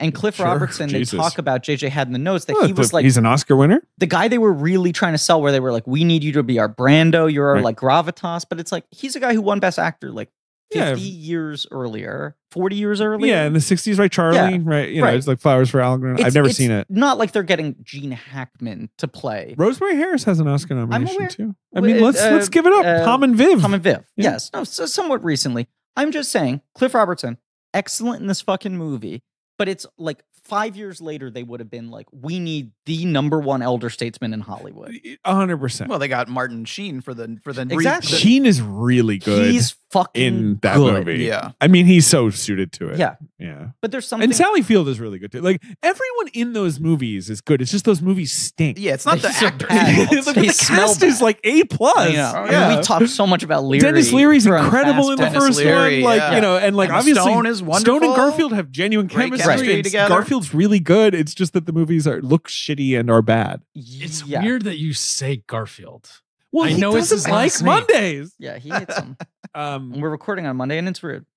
that's rude. Well, but we're not recording about his movie, so Thank I'm God. sure he hates it. By the way, we're doing the two Garfield movies on Patreon.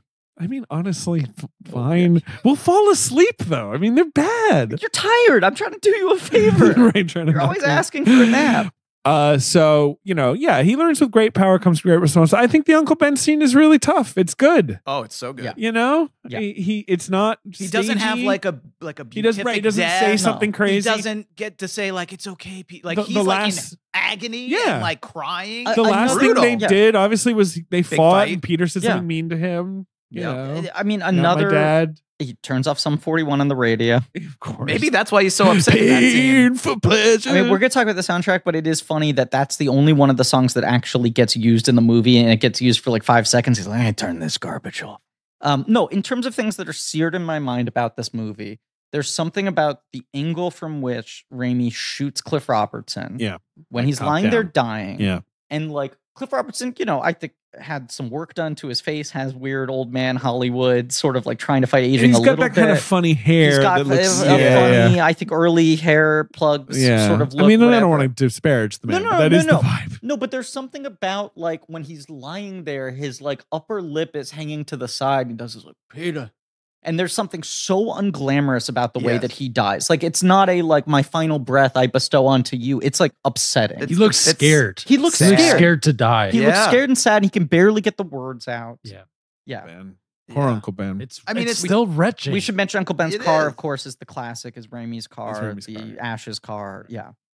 And he found a parking spot right there on He did. 5th Avenue and 42nd Street. I know. And what did he? Great place to park. Did he just sit in the car and listen to the Fat Lip? Did he go to J&R Music World? What the fuck did he do? I just don't know what he did all day. I'm gonna go get some noodles.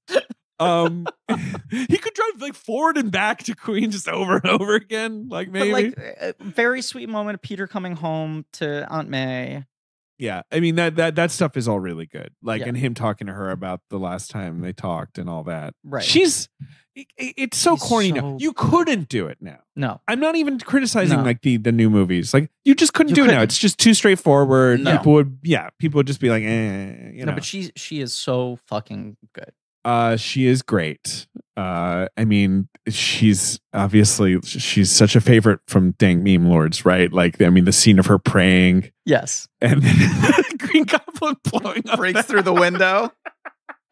It is undeniably funny out of Yeah. context. But she's someone she just she has the exact Deliver us from evil. The Deliver whole house us! well, and the fucking Moondance Cafe yelling back at her boss. Yeah. me. That is, I forgot that. I don't know how I forgot that she works in the Moondance, but she does. She should have been in the Tick Tick Boom montage. That's No, a but it's fucked great up 'cause thing. It's like Raimi, Mary Jane worked here. but Raimi trying to weaponize what is the magic of New York City, Yeah, right? yeah. It's like the Jonathan Larson fairy tale of this guy worked at this diner. Meanwhile, he was writing Rent. Who knew Right. he was going to change Broadway? It's like Mary Jane is working at the place where she hopes that she's about to have. But three I just don't know as well. But the first two, Spider-Man working at the pizza place, Yeah. Spider-Man is. These movies are so good at the New York. Which was a real jobs. pizza place. I don't Of know if course it's, I don't think just it's still pizza. there anymore. They moved it 2 doors down. Okay. And now but it's some when I fucking moved to gelato New shop York, on it the was corner. there, and I Yeah, was like, yeah. I'm going to get a slice No, of pizza it's at one the of the best places Spider-Man in New York City. pizza place. Pizza time. It's 2 doors. What? Pizza time. Pizza It's time. just his line. And It's 2 doors Pizza time. down on the same block on the other side around the corner, but they still have the sign that says Spider-Man 2 was shot here. But all that stuff is great. But yes, her mean boss who's like, "Hey, Mary Jane, I'm talking to you." Yeah. Jesus, Excuse me, Miss Watson. This was the rhythms of these lines. I know so well the energies that actors are bestowing upon them. So He's the freaking guy who's got webs coming out of his fucking hands or something. Oh, that God. whole he shoots the montage. ropes, and then he climbs up. I them. love that guy is clearly not an actor. That they Oh, were like, no let's way. shoot fucking Jim Norton and people. Let's shoot Lucy I Lawless. think he stinks. Is that what Yeah. your verse says? Right. I don't like him, and I think he stinks. Right. But then there are a couple the entire the lighting style is different on that guy where they clearly went to some real New Yorkers and went describe Spider-Man. And know he's who like, Spider-Man he does the thing. When shoots he goes like this. Yeah. and He's the like ropes doing- come out. He's doing jazz hands. Yeah, yeah, I not even swear. close to No. the fingers. Again, you could never do this. But yeah, No. the man on the street shit. I think he's got a cute little butt and cutting before she says butt or whatever, right? yeah. Guy dresses up like a spider. Obviously, it's around now that you bring in J. Jonah Jameson, right? It's right after somewhere this. there, right? It's right after this. I mean, so what? You have Great power of great. He makes the costume. I just Well, he wanna- catches he stops the burglar. We didn't. Right. We totally skipped. Well, that well, of scene. course, right. which it's another thing where that's the only scene in the movie that kind of feels like it's out of a 2002 action movie where it gets sort of dark and upsetting. It's a little too violent. And it has to be like, oh, he's not going to do this again. Yeah, and he doesn't kill him, but he kind of, He knocks falls him out of the window. right? and But it that's doesn't- another classic Spider-Man moment. He falls. He gets his revenge or avenges Uncle Ben. Mhm. Uh, It doesn't feel good. it doesn't feel good, Right. and immediately the cops show up and think he killed him, and so he's immediately He's a a wanted man vigilante. and Right. all that. It's just classic Spidey. I'm repeating myself, but another No, really you're nice right, though. Spider-Man touch. And the J.K. Simmons. It comes right out of that montage. we've- The New Yorkers talk about a montage. The subway busker who sings the really good version of the Spider-Man Of song. course, we It- should give him this is the a shit. nice big hug. I truly think the first Donner Superman is the only other one that does this, where which it's does just very like, well. we need to sell how important this character is, and every step of how he gets to this point is a mythical status now. It's not even like, oh, the lore, we have to get the lore right. It's like, you need to understand what this guy represents to people. Mm. And I rewatched the Donners and all the multiple cuts recently, and the Donner has that feeling that is so incredible, but you're like, half of that movie is the most boring shit in the world. It's a little. The slow, last first hour is Superman. Yes. interminable Yeah. once it gets into the Luther land grab and Yeah, everything. yeah, yeah. this movie, I always in my mind's eye was like, oh, it's a little bit like that, where when it works, it's like magical, and there's stuff that's wonky. And you and I were texting about it, and like rewatching it now, you're like, what complaints did I ever have about this? I just am so the complaints feel charmed trite now by because it this just feels like fucking a special thing. Yeah. And even just the energy of that fucking montage going to like camera in the web as he's like busting the cops, and then like the newspaper spinning and then landing on the desk and, then him just, going like full screwball Who is banter, Spider-Man? you He's know. a badass. You know, but also just the rhythms of it are so perfect. You know, the wife's on the phone, like, you know, Ted Raimi coming just, like, in. Yeah. There's a problem with page. It's 7. his Put it girl on page Friday. 8. Yeah, you know, it's all his that. girl Friday all of a sudden. It's It's so good. It's electrifying. exactly what you need. Bill Nunn Bill as Nunn, Robbie Robertson, of so course. great calm energy. Right. In between albums, in between Scorsese soundtracks. But I mean, they even gave him the hair, the flat top. Yes. I mean, that was the other part I remember, you know, sitting in the theater where I was like, holy crap. Like, Like this they have looks like gone him. full comic here Yes. because they have brought all the characters. You've got Robbie Betty Robertson, Brant. you've got Betty Right. Brant. Right. He's got the flat top and he's doing like a really intense, like, it's like, you know, like when you're saying like watching the cartoons of Spider-Man, like that Yeah. is as cartoony a J. Jonah Jameson or more so than any of the cartoons were. And Simmons' audition is fascinating because obviously it's like Raimi likes the guy. I think he, you know, You've done two was- movies with them, right? was Yeah. pulling for him and whatever. But you're like, you can tell that Simmons doesn't think he can go this far in the audition. He Sure, right. assumes. He's trying to put Right. put a realistic sheen on it or whatever. Right. And Raimi's like, go full Howard Hawks. Right, This right, is, right, yeah. right. I mean, J. Jonah Jameson is like one of my favorite comic book characters. It's funny how he's like, he's like an Oreo Hydrox thing where you're like, Perry White is first, but J. Jonah Jameson's so much better. Yeah. The ripoff is like so far superior. It is. I love that they do have the detail here that he does stick up for Peter in that Yes. crucial moment because the whole Yes. thing with J. Jonah Jameson, he's not really a bad guy as a journalist generally, except that like Spider-Man is He has this this like weird blind blind spot, spot. right? That he Right. cannot get He over it. despises Spider-Man But like, irrationally. there's so many good Marvel plot lines where he's kind of like a sort of Woodward and Bernstein-esque like journalistic figure. And I do like that they give him that little moment, but obviously he's mostly this cartoon who wants his wife to not, you know, spend money. It's and, also like, just, you talk about fucking maximum impact. Like, freelance. he's Yeah. into The it. best thing in the world Meat. for a guy I'll your send you age. some Christmas meat. Yeah. Love that. Sorry, go ahead. There's the moment where he does the finger point Yes, yeah. for the door. Yeah, right. Which is everything about this. It's like, That's what's good about Screw. Like full exchange of one sentence each, then get it down to one word each, and then get Right. it down to just face gesture. Gestures, Like, right. you know, like- right, and just the way this shit stacks, and 2 and 3 have so much more of him that you because forget. they're like people love this, Of right? course, But it's we just can 2 fuck- scenes, basically Pretty 3. much. Yeah. I mean, it's It's like, like he's 2 got, like, scenes, I think. 5 minutes of screen time that are so fucking impactful where I just remember that like playing like fucking gangbusters with a crowd where people just like the energy of it was unstoppable. Every single line, every look is getting like a laugh. And then you have that thing where he's where Robbie Robertson says like Eddie's been trying to get a photo of him all week. And fans were like, can you believe They almost They were had him in it, able. right? Like Yeah. they had like a deleted scene or something, or they And- cast someone to oh, play yeah. Eddie Oh, Brock. yeah. Anyway, sorry, carry on. No, but that was the kind of thing where you're just like, they really made this for the fans. In Right. one scene, they refer to a guy by his first name, Right. who we know later Right. is a That- guy.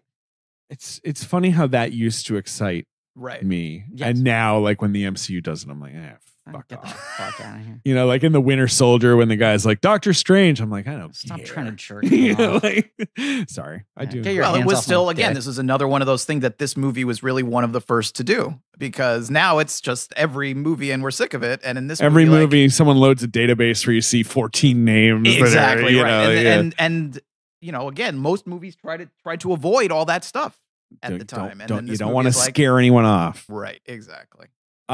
So yeah, Spider-Man fights crime. Norman Osborn pushes back against, I will say, quite fairly pushes back against some pretty nasty corporate warfare. Yes. I think he did invent the company. I built this company. It's My called name's on it. Oscorp. They're Yeah. just like, we're selling it and you're pretty weird. Oh, So you're you're out of the deal, buddy. Yeah. He's still like doing the work. He's not just some figurehead. He's like in the lab tinkering every night. Like he's Yeah, I mean, I will say, right. I mean, there are some downsides, such as he takes his own formula, it makes him insane, Back he to commits formula. murder. No, but I'm saying he's not like Steve Jobs where he's No, like, no, "Go he's come up with a Green his Goblin arms- potion. His shirt sleeves are rolled up. Right. Yeah, it's true. He's burning the He midnight has a oil. fair point. And Um, that's look, it's a thing that Raimi's really smart about. Like, just all the characterization in this movie is so clean, but just like the idea that you immediately see the something of a scientist myself Yeah. moment hits because Norman loves that he can talk to a fucking kid who gets it. I like the little bits in the dynamic there where he's obviously he doesn't like his son. Right. Like he's disappointed in Right. his son. And And the he's movie- sort of interested in Peter. The movie's Yeah. not going to devote 30 minutes into like Norman mentoring But him. there's a nice parallel to Right. how Green Goblin is like, 'Cause, like- Spider-Man, be crazy like Right. me. Yeah. Kirk Connors and even Octavius in 2 and 3 are like much more like really guiding him Yeah. in the early stages. But there is just the thing that like he immediately takes a shine to this kid, and it immediately makes him resent his own son a little more. Like, who's this mopey fucking loser who hates how rich he is and doesn't even know how to make formulas? I just want to the Green Goblin's arc. Okay. He's mad that they're going to sell the company and not buy his thing. Right. Then So he he goes back kills to formula. everyone. He kills goes them back so to they can't formula sell and then the- kills sell the everybody. company, yeah. And then he finishes everyone else off at the Unity Mhm. World Unity Parade. Right. Turns him into skeletons. Right. After that, he is kind of out of mission. Yes. And so I guess he just He's sort of just angry at focuses on Spider-Man. Spider-Man. He's just Right. pissed off at Spider-Man / maybe wants for him to be fucking his with him, right? and then becomes sort of like Right, the obsessive. power I mean, trip. he It is is- legitimately insane. He is mad. He's so a mad he sort man. of fixates on this person. But it is a very simple. he doesn't. You're right. He character doesn't arc. have a lot of other objectives. He actually Right. achieves his goal. That's what I'm saying. He actually 100%. but mind you, He like- succeeds, but then he keeps going. What Yeah, what is the Joker trying to do in 89 Batman? I can't remember Rob Art, right? Right, like cause mischief, like the Yeah, same he's thing with crazy. the Penguin, where he's like, I hate Well, everybody. he wants to be the mayor at least. He does No, run but for mayor. I rewatched right. this the other night. He loses the mayoral campaign. When Right, they, and of there's a course, lot more. leak audio of him speaking disparagingly about the citizens of the town. I don't like Gotham. And then the last third of the movie is just like chaos. Yeah, sure. No, you're right. It's Kill the sort babies. It Like, is all- sort of a trope. Of, it these is how it things- goes. Right. Yeah. It's another smart thing that Raimi finally does in Spider-Man 2, where he's like, let Doc Ock rob some banks. Let him like right. He he's needs got money a to device build he's trying his to thing. build, and he right, needs to get yeah. sacks with dollar bill He signs sure on them. does. Yep. From Joel McHale. Yes. Yeah, no, I'm just like, it's just Spider-Man solves crime. Obviously, he Yeah. beats up robbers who tend to wear tight-fitting black clothing and, Yes. ski Ski mask, yeah. masks, right? But there was no Green Goblin end of the world plot. No, there there's was not. no There's no- greater thing. No, he's There's- not trying to destroy New York Right. City. There's no portal There's no opening in portal. There's no space. blue laser beam. You do. Right. It is insane for how much this felt like the biggest movie in the world at the time, and it was just shorthand for like expensive, overly promoted blockbuster. Where you're like, it is so gentle in its tone. It has like 7 primary characters. Yep. Most of them are civilians. Yeah, some of the crucial scenes, like you say, are, Mary Jane talking to Peter in the yard, the Thanksgiving scene, Yeah. the weird dynamics But even of the that. final showdown happens in like an abandoned greenhouse, My- and they throw each other through some windows. My personal favorite sequence is the fire. Oh, sure. When he goes in to rescue the baby, and we don't follow him in, Mhm. and Raimi just keeps the camera on the mother's face Yes. as she's freaking out, and then he comes out with the baby. Right. And you're like, holy shit, that was so effective. And Yes. nothing even. Then, of course, he goes back in, and Green Goblin's wearing an old lady shawl. And, Right. there's plenty of stuff that does that. But, like, I just love. I'm an old lady. I know how I'll get him. The formula. Obviously, that. But I do. I'm something of a scientist myself.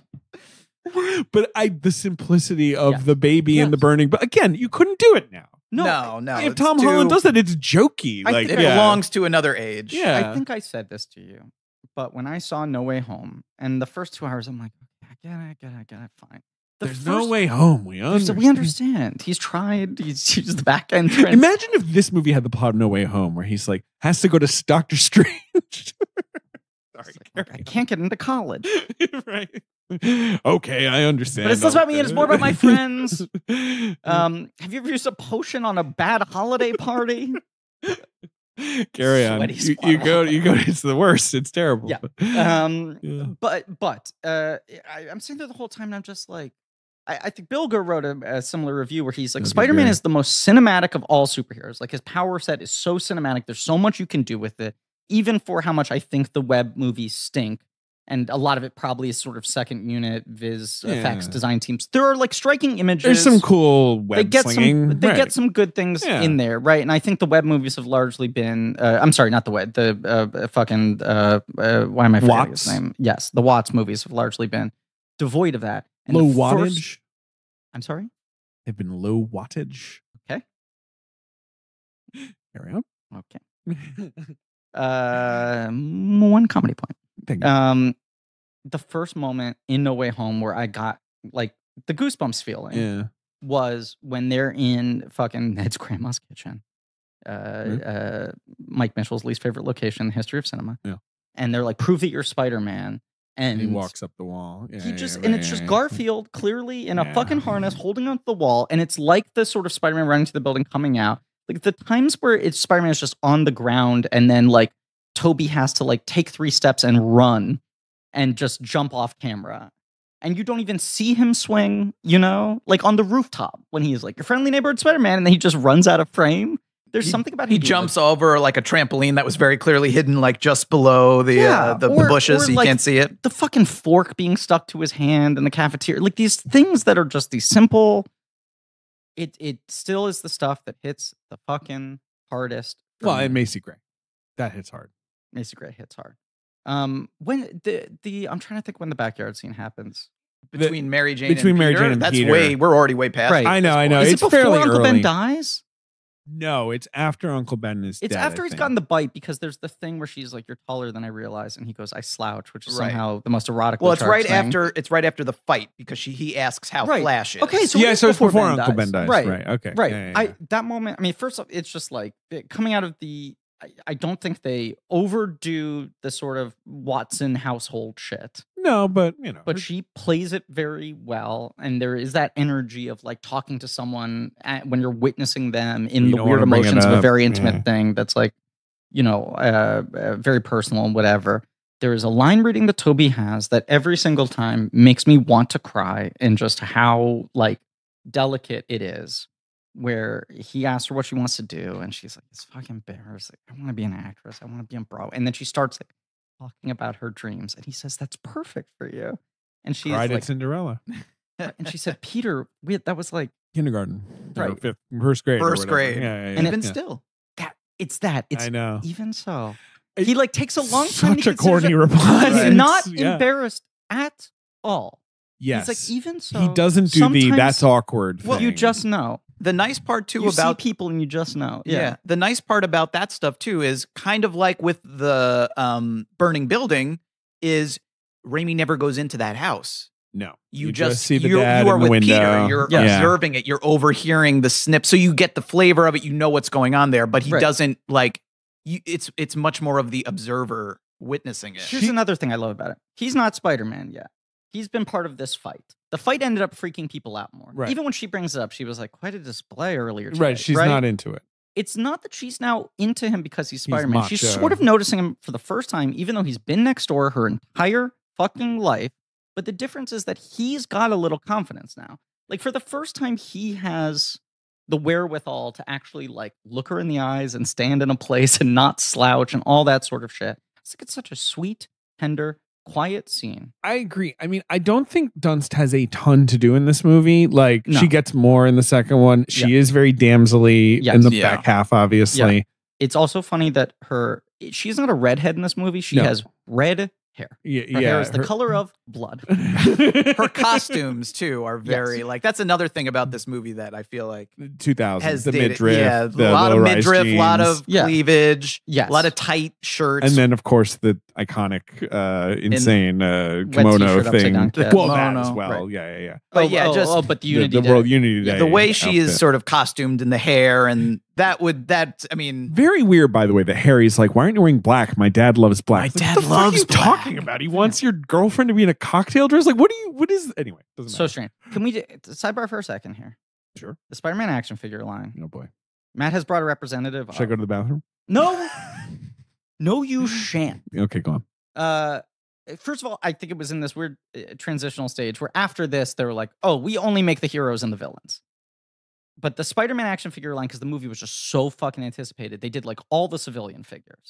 oh, it's great. So Matt has brought his Peter Parker. Tobey Maguire. He's Good doing likeness. a It's web. exactly the scene where he's practicing the webs in his room, and Right. he like He gets grabs the the lamp. can, the Right. Dr. Pepper He product came placement with the That's- fucking bookshelf with like individual chess pieces and the lamp and all the things that you could knock down. Yes, he has a Came with a backpack. You bookshelf? squeeze it, and Yeah. it shoots water out of his Which is webcam. smart. That's the smartest way anyone's ever done his fucking web shooting as an action figure. But I like that. Yes, it's an action figure of just him in his bedroom with a fucking bookshelf knocking things over. Okay. The Mary Jane action figure was her in the kimono and her action feature because they have to make it exciting to sell to little boys.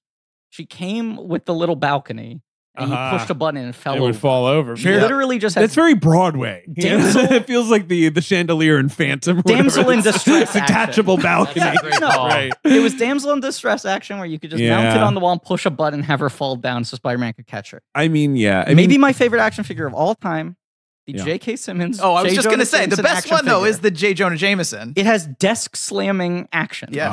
There's a he button can- on the he back. can demand he slams pictures. his fist out and he holds his pointer finger up. And they built the desk where it has like little rattling pieces Yes. that will actually like rattle and move. Right. It's There's like a amazing. bottle of heart medication and like a stack of files and whatever, and they're attached but loosely. So when he slams it, everything shakes. that sounds Incredible. great. And there's a fucking Norman Osborn figure that's him just wearing a nice button-down shirt with rolled-up sleeves, and he comes with his comfy chair with the mask on it, and the chair yells at him. That's great. It's just an action figure that looks like a dad, and then you just push a button, it goes like, "Fuck you, Norman, you cock! Back to formula.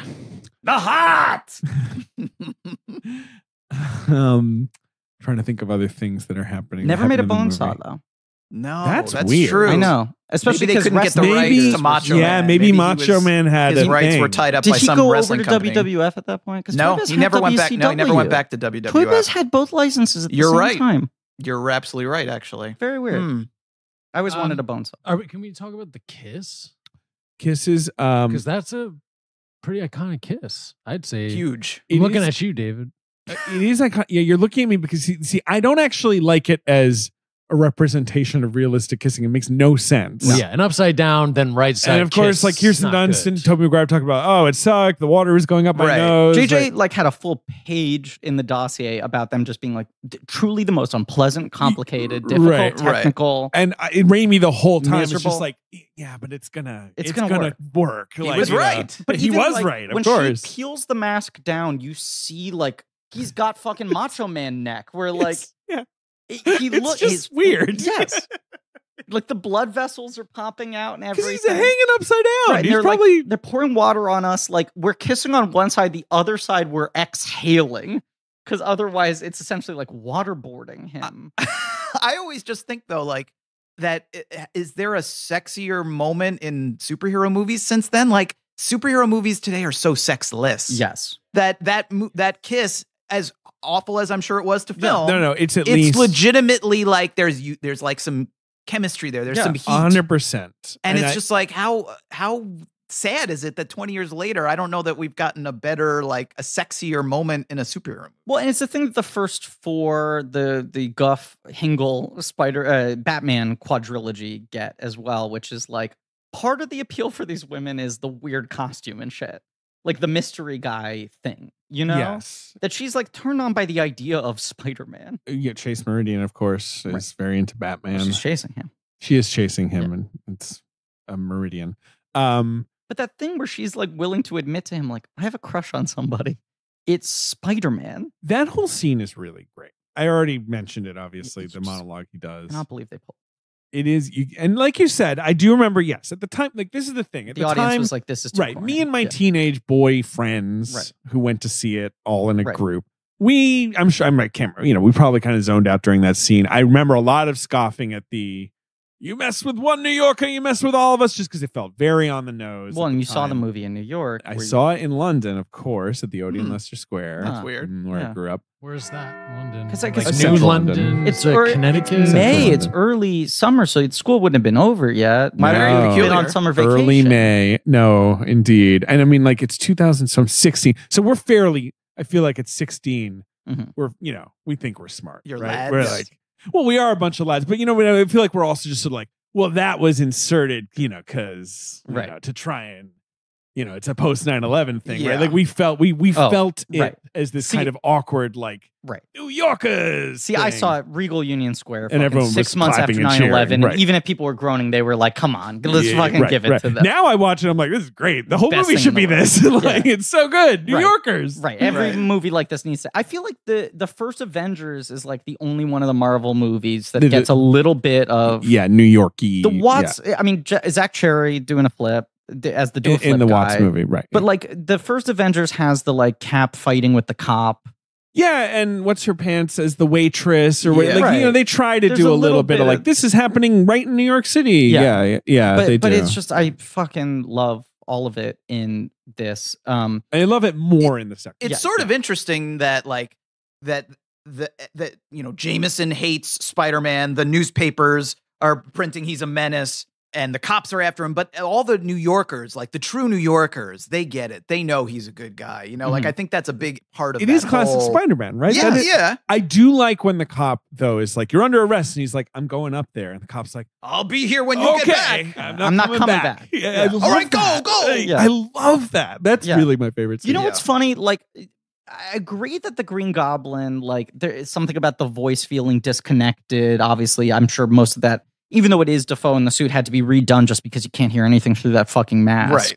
It helps Spider-Man that Toby's voice feels disconnected. There's something that feels like a cartoon show about Yeah, it. yeah, yeah. You know, He's a little unreal. like you don't see his jaw moving. Yeah. You know, his Yes. gestures don't perfectly line up, but there's something a little unreal and unnatural Yeah. about it. Yeah. Whereas the Green Goblin, of course, is very natural whenever he's on My screen. friend Michaela, this was my 13th birthday party. My birthday was in February, and I said to my parents, I'm punting my birthday party all the way to May because I want my birthday to be Spider-Man. And so all my friends' parents were like, I thought your birthday was like 4 months ago. And I was like, it was. I was just waiting for Spider-Man. But I went with a bunch of boys and my friend Michaela.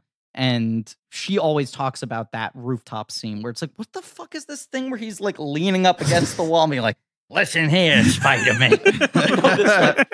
We're not so different, you and He's got I. that thing where he puts the elbow up. It's really a against it. terrible pitch by him. He does an awful job Yeah. being like joined forces. He's really offering nothing except like we should be I insane. won't kill together, you. right? JJ made the tweet about it, but the like cancel culture is coming for both you and I, Spider-Man.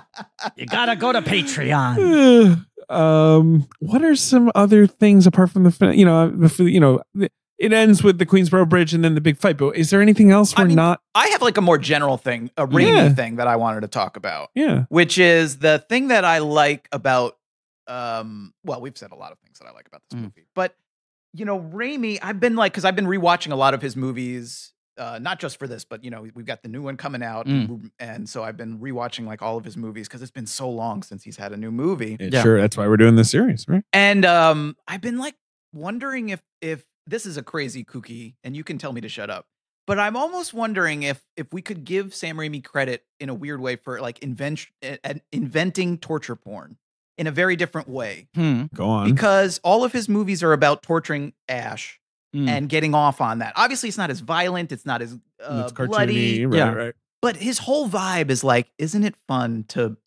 watch this guy go through hell? Suffer. It is right. funny that like And it seems like Doctor Strange 2 is going to have that vibe. Yeah, a also. little bit. Like, that's Hoping it right. does. It's like you're right. It's a little more psychological torture porn, even though with things like Evil Dead, it will become physicalized. But I mean, you just get the sense watching Evil Dead 2 and especially Army of Darkness that he's just having, you can hear Sam Raimi laughing from behind Yeah. the camera at every horrible thing he does to Bruce Campbell. and I think he and had the that- same relationship with Toby. I mean, he'll that talk energy about, like, is in this movie. Right. Like you really, and that energy is in Spider-Man comics is the other sort of thing Yes. that I want to get at is like, Yeah.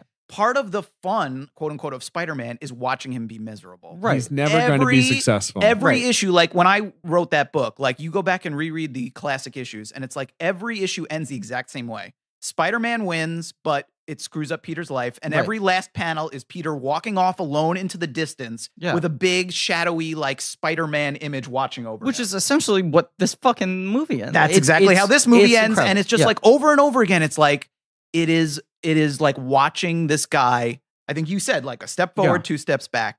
And, even little details like watching him getting bashed by Bonesaw. Yes. Like, he gets getting the crap kicked out of him at the end of the movie by the Green Goblin, and his His costume mask is all shredded and he looks right, horrible. yeah. Just like the one strands strand by of the the eye. costume really good. across the face, which Yeah. they also made a toy of. Yes, Like- Battle Ravage Spider-Man. Like, Yeah. Very dramatic. there is Watch just out. like, he is really like wallowing in like making this guy's life miserable, which is like to the core of It's of funny. Yes. Spider-Man. I mean, he's inherently a good fit for this material in terms of his themes in that way. And the other one, which I think I talked about this maybe in the Simple Plan episode, but you realize like almost all of his movies are about people who make one decision or experience like one moment that fundamentally changes them for the rest of their lives. And in almost every other one of his movies, it is that moment dooms them. Right? You play the tape, you open the book, you find the bag of money, right? Yes. Like Darkman getting burned alive, like all this shit. And then people just become monsters. They lose their humanity. They go insane, all of that.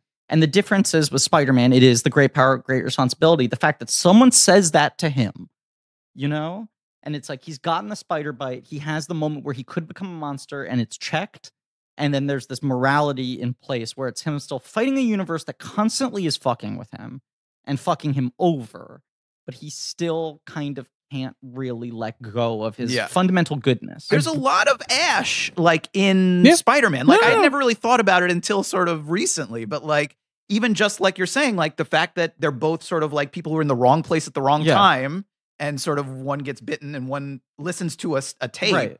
And they're just sort of set off on this journey that they're totally ill-equipped for in the beginning And to they didn't, handle. right? They didn't crave, or They anything. don't like, want- like right, Peter Parker exactly. doesn't want to be But a in superhero. like every other Raimi right. movie, it's a curse. Yes. Yes. And it's still sort of, I And mean, it's kind of he a says curse in it's the- my gift, it's my curse It's both. at the end. That's the difference. Right. Spider-Man, he's Right. putting the balance in. Right, Yeah. right. I mean, it's just this is kind of stuff is just not for the faint of heart.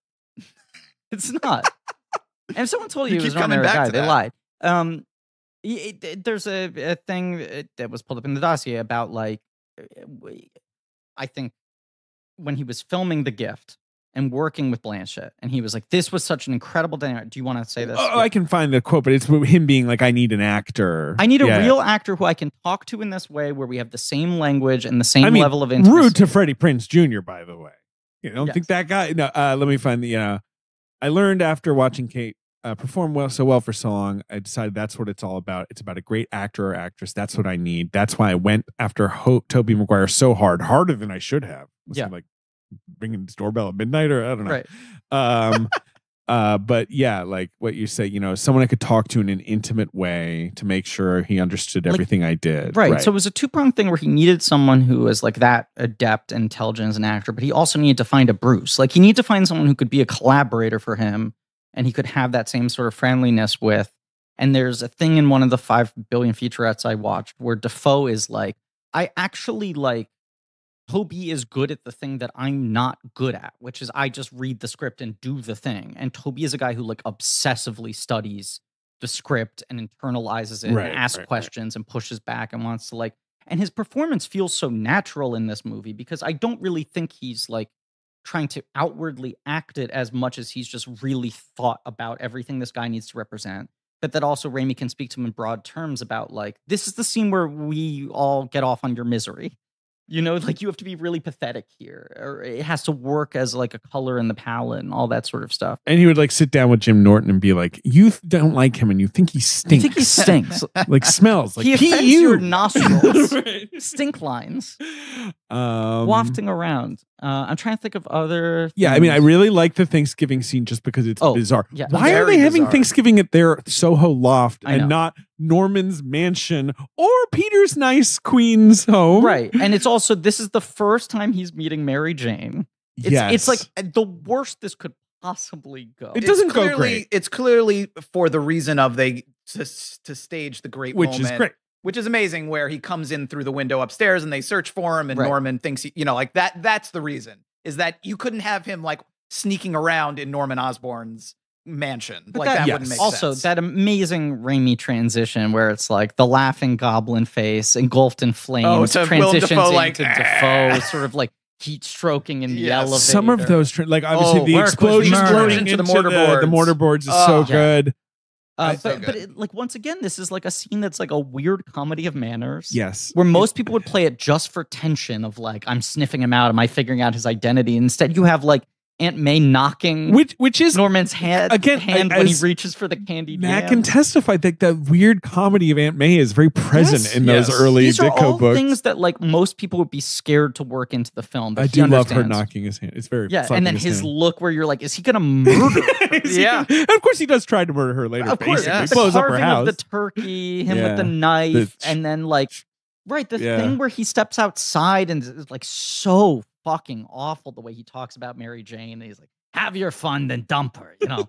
Broom her is what he Broom says. her is Like what he- he's fucking like get Sandman at the Apollo out to give her the fucking dance off. And when he mentions the ravening wolves, Yeah. that has to be the only movie in Hollywood history where someone talks about ravening wolves. You're just like, what a fucking awful evening for Mary Jane. And by the way, they never even really got to eat. Yeah, they didn't eat. That's very frustrating. They don't even eat. He leaves Yeah. Thanksgiving It's a before any good-looking food is turkey. served. Yeah. Yeah.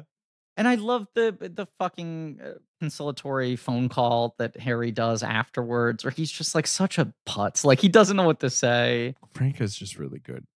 He's At- really at this good at weird being sh- like yeah, a doofus. weirdo. Can I buy you? Like, yeah, right. Yeah. I think one other thing that that's like the Raimi part that I really like is, especially like as we're talking about the ending, like the intensity of like the punches Yes. is something that, again, like I don't think you really especially feel at the end. Yeah. how Yeah. hard they're supposedly hitting each other. I don't know if it's the zooms, if it's the editing. And the sound The stunt effects. work. Raimi's so fucking good at The sound effects crunching. for impact. Yeah. People, like Peter gets punched and he flies halfway across Yes. the building, and it's just like the movies today. Maybe it's because it's all CGI and it's less Yeah, stuntmen, or it's less tactile. more intricately choreographed, and it's a lot of flipping and spinning. Like this also is just like it's- people punching each other. And it's a lot of coverage. They shoot these things 1,000 fucking ways, which means you can be less specific about it because you need it to be a little more modular for the pieces. And Raimi always shoots for the edit. Like he edits in Right. camera, the precision. and it's like this one shot is only going to work for this one punch,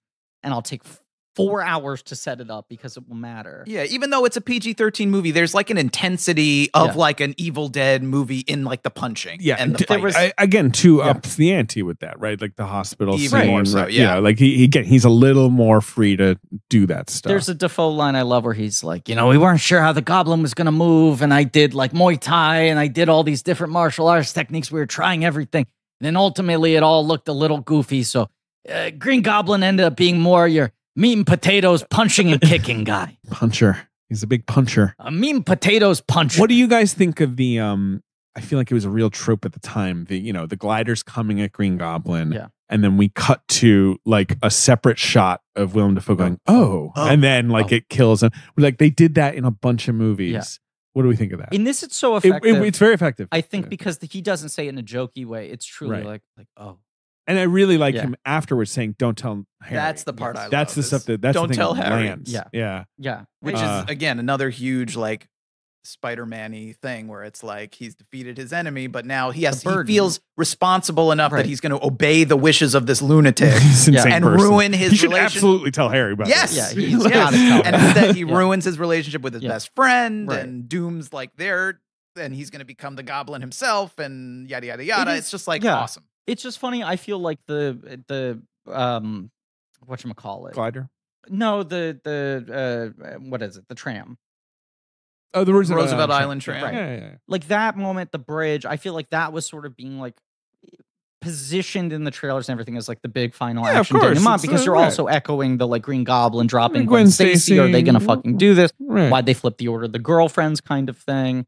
And it is like it does then just transition to these two guys in like a pretty compact space, just exchanging blows. It's good. And then the death is so intimate. Like he gets It a is. fucking inch away from this guy who is sadly telling him not to. What does he say right before he kills him? Is it? It's not goodbye, Peter. It's like Sayonara. No, it's not. What the? I can't remember now. I'll say the quotes page for this movie is 47 pages You're long. kidding me. Shit. I can't remember. Well, whatever. I just like the way his face changes and he's going to kill him. Right. I like like there's when- also yeah. the great thing where he says, when he pretends to be Norman one last That's right, time. that's- and yeah, he says, yeah. "Thank God for you, Peter." And then of course Harry repeats that at the funeral and says, "Thank God for you, Peter. You're the Yeah. only family I have." Like that's another really lovely touch as well. It is. It's good stuff. It is just kind of incredible though, watching this where you're like, man, 2 just takes the ball and runs with it. Like it unpacks everything that this movie set up well and just expands. Where I'm like, Rosemary Harris is so good in this, and you're like, right, but in like 2, they give her like these fucking scenes. And like J. Jonah Jameson has like several bits. It's You true. know, and Harry's really angry.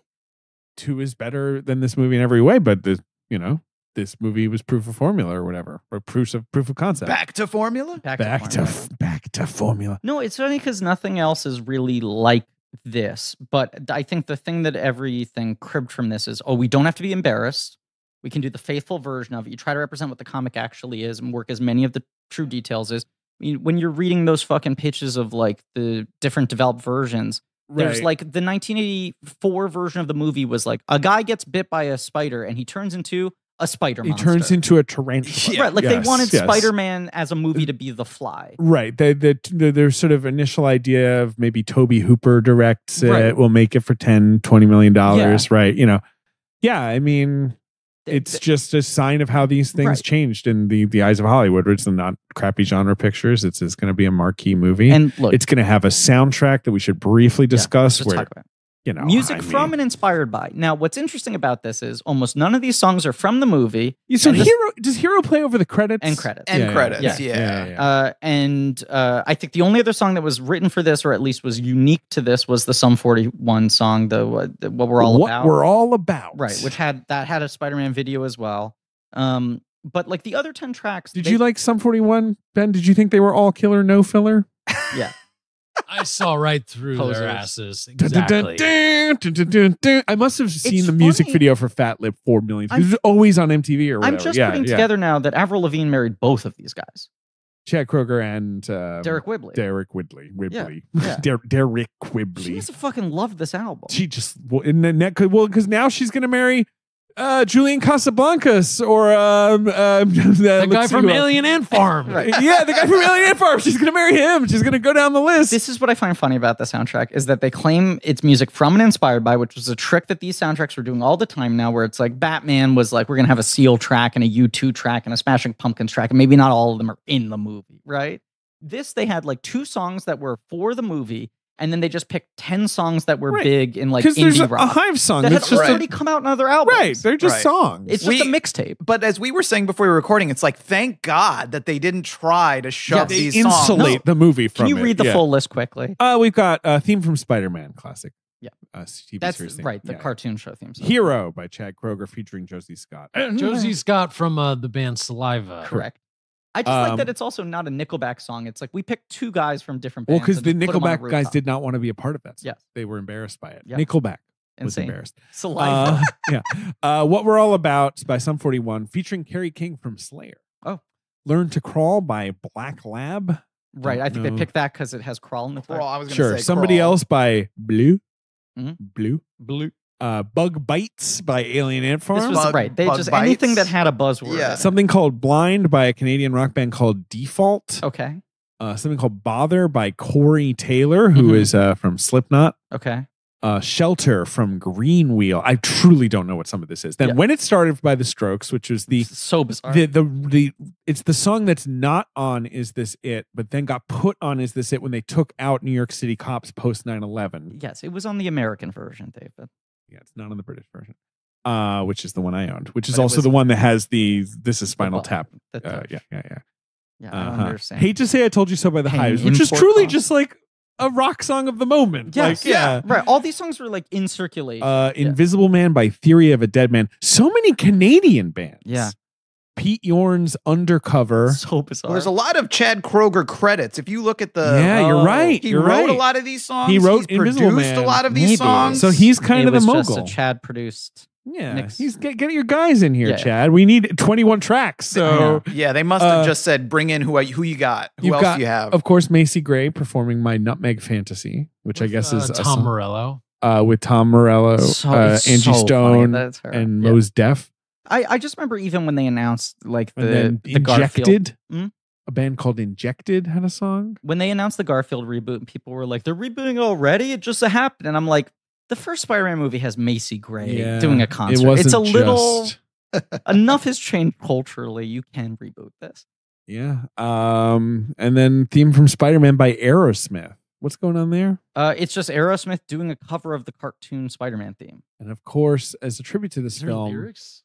Yeah, the good Spider-Man. It's like Steven Tyler singing "It Does Whatever a Spider Can." okay. Oh, As a tribute to Wow, this film, cool. Weird Al on his album Poodle Hat Mhm. has the song Ode to a Superhero, Uh-huh. where he recites the plot of this film to the tune of Piano Man. I like it. Yeah. just Um, this though. We were listening before you got here, Griffin, to some of this album, Mhm. and it's truly some of the worst music. It's terrible. I It's remember tough. having it. It's tough. I had the album with the lenticular cover, and I was like, "Gotta have the Spider-Man soundtrack." And then the only thing I ever listened to was the 2 tracks of Elfman's score. Right at And the at end. some point, I found out like, "Oh, I could just buy you that. can get that. I don't right. need this fucking It's also dumb mix available. CD. Yeah, I'll just listen to the whole score." Now, it really puts you right back into 2002. When you put it on, it was like, wow, I am It's- right back yeah. working at a comic book store. And And then, I mean, we'll talk about it, but Oh, like dude. album 2 is mostly emo. It's got the Dashboard Confessional song, and album Right, 3, right. the single is Snow Patrol, and it's very indie rock. And apparently, Kirsten Dunst had more of a hand in it. It includes a Coconut Records a song by Jason Schwartzman. Yeah. Anyway, the other thing we have to mention is that this film opened to $114 million. I mean, and historic. it was box the office first rate, over 100, right? which I think nerds like us were just like, can it ever can't happen? be done. People thought Harry Well, Potter might obviously, do it. James Cameron's Aquaman beat this number a couple years later. But later. And it's Um, within the Entourage universe. No, but I remember the whispers of people being like, "Is fucking Harry Potter going to make $100 million?" Right, and it made like and, 90 something or whatever. right, and then we yeah. all went, "I guess it's mathematically Right, it impossible. can't be I guess done. if it couldn't be done." And the fact that it not only did it, but it did it with like 14.7 $114.8 million. uh, A per screen average of $31,000, which is Man. very high for a movie on. yeah, 33, no, it was just 36 it changed screens. everything. It changed how much money a movie could make. Yeah. It changed how little embarrassment you need to have over the thing you were adapting.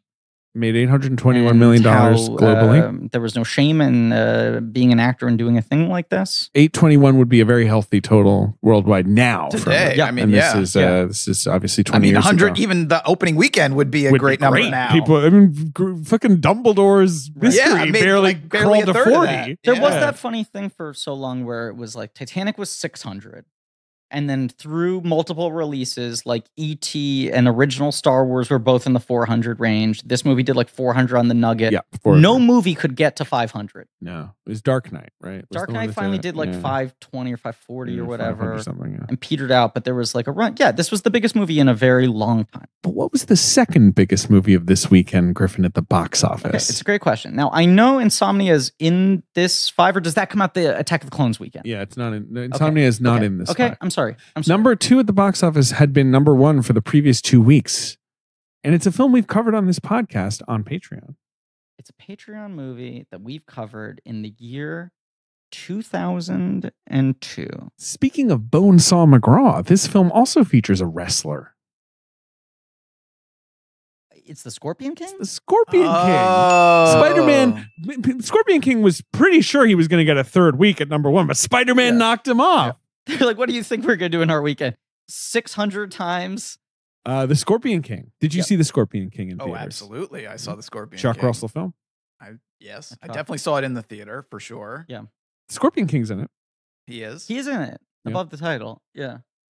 Grant Heslov also in it, of course. Oh, of course. Number 3 at the box office is a well done adult drama, and we probably discussed some of these on our Scorpion King episode. Yeah.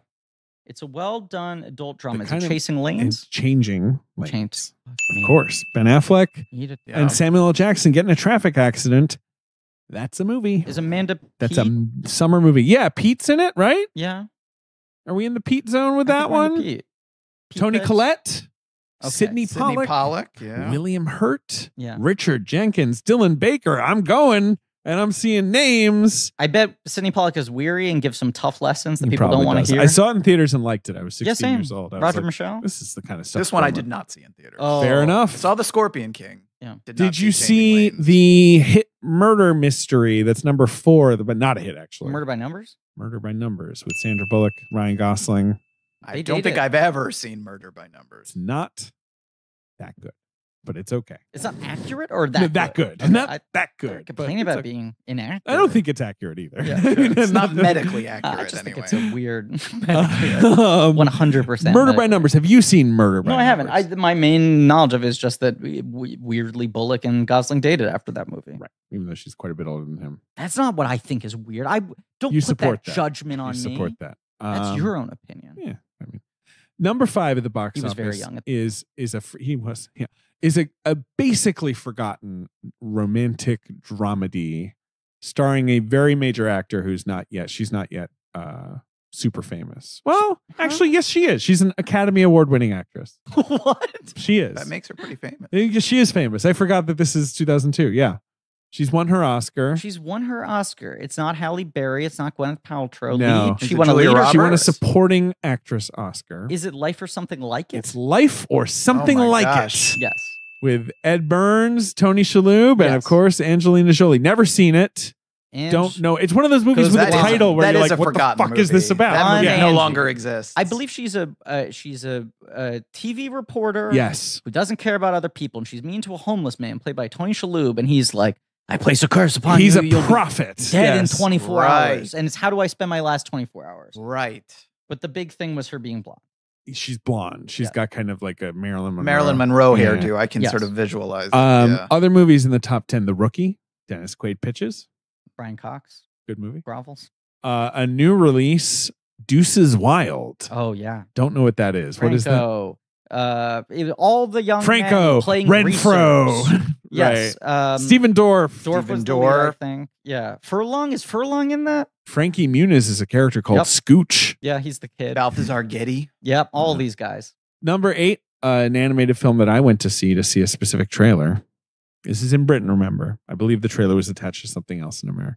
Huh? Was it? You went to see a specific trailer. Yeah. Oh, I took my Matrix brother to see trailer? it. No, It wasn't Attack of the Clones it trailer. was the Attack of the Clones trailer. That's why in Was it Britain Ice it was Age? attached to Ice Age. Okay. Yeah. I'm thinking like Fox, Odd, right? Odd. Ice Age still hanging in there. And David, can you scroll down and tell me what My Big Fat Greek Wedding is doing this weekend? This would have been My its Big Fat third Greek Wedding weekend. is in week 3 and has made $2.5 million. Everyone's happy. People cannot believe how well this movie has done. You've also got Jason X, Yes. an underrated film in my Mhm. opinion. Mm-hmm. I don't know how you feel about Jason X, Matt. I don't I've know read if your Friday the 13th I list, like but I Jason can't remember it X. offhand. Yeah. I feel like you've done one. I definitely Yeah, have yeah. done one. I mean, I think we agree that 6 is really good. 6 is the really fun one. Is the Mhm. fillet of the Friday Um, franchise. I agree. Panic Room, of course, what Fincher actually does instead Yes. of I was going to uh, say, yeah, yeah, that's Fincher's right. actual He picks a 2002 movie. Different David Right. Cap Sony. And then thriller. Yeah. opening this week to Rex Reed's Eternal Delight, Hollywood Ending at number 11.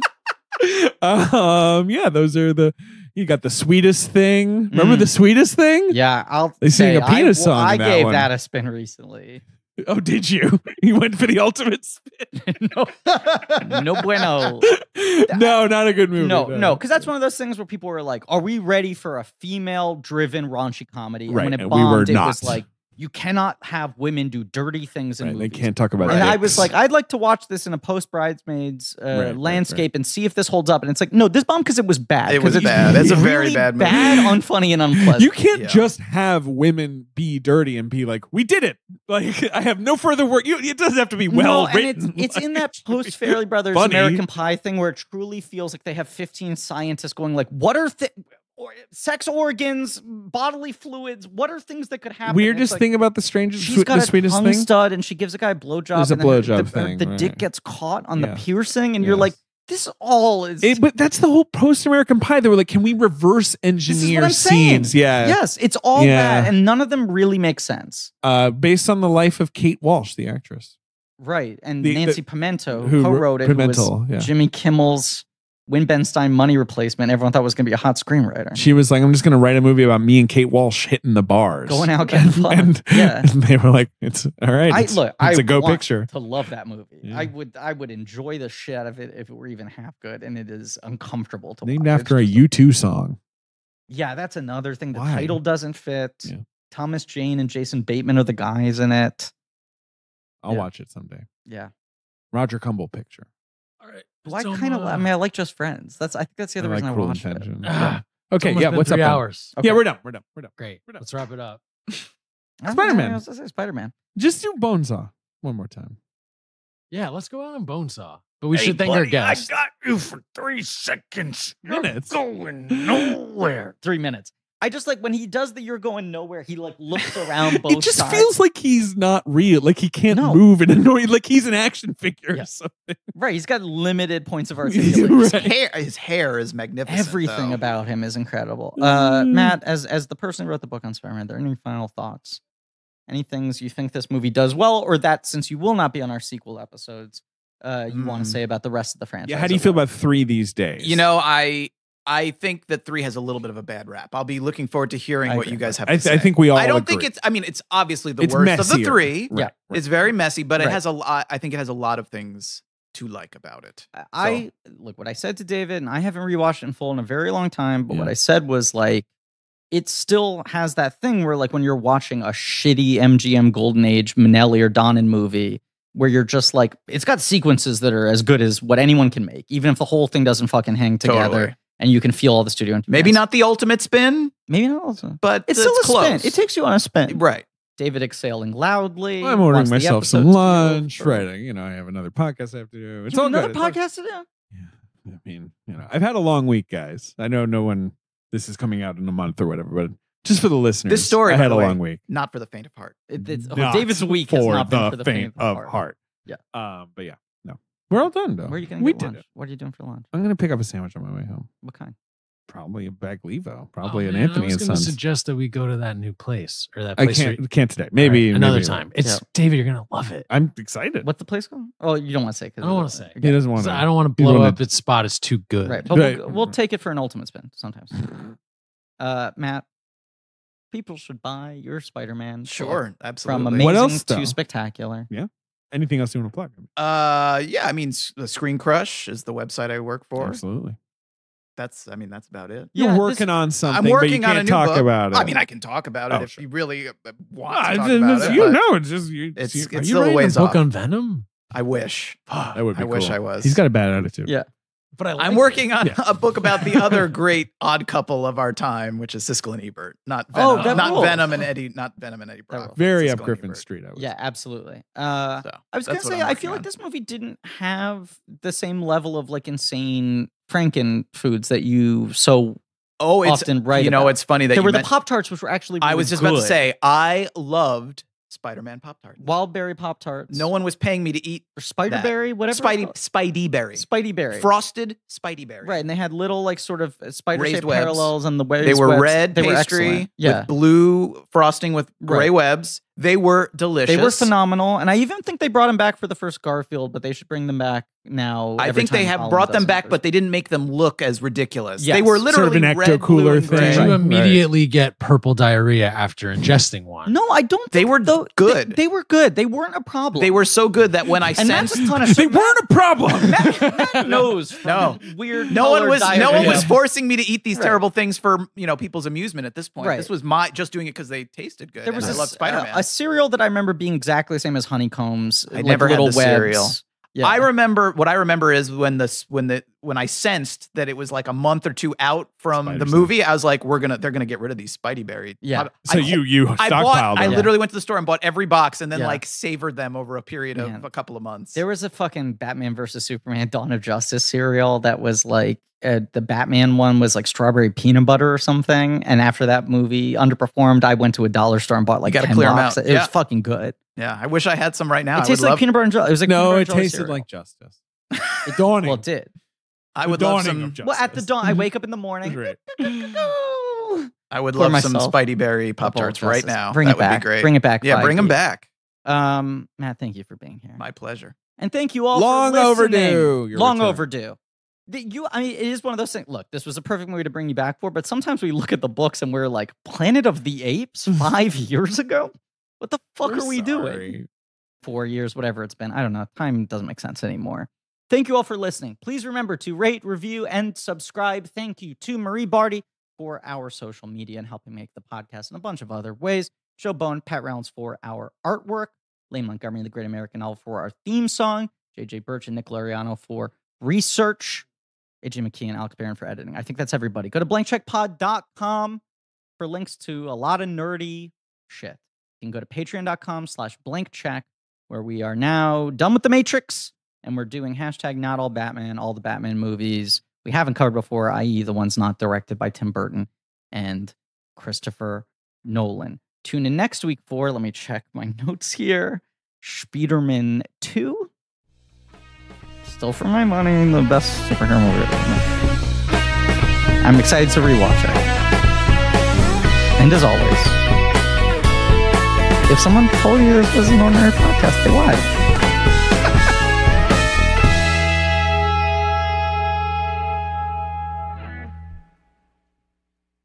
Hey, Freak Show! You're going nowhere!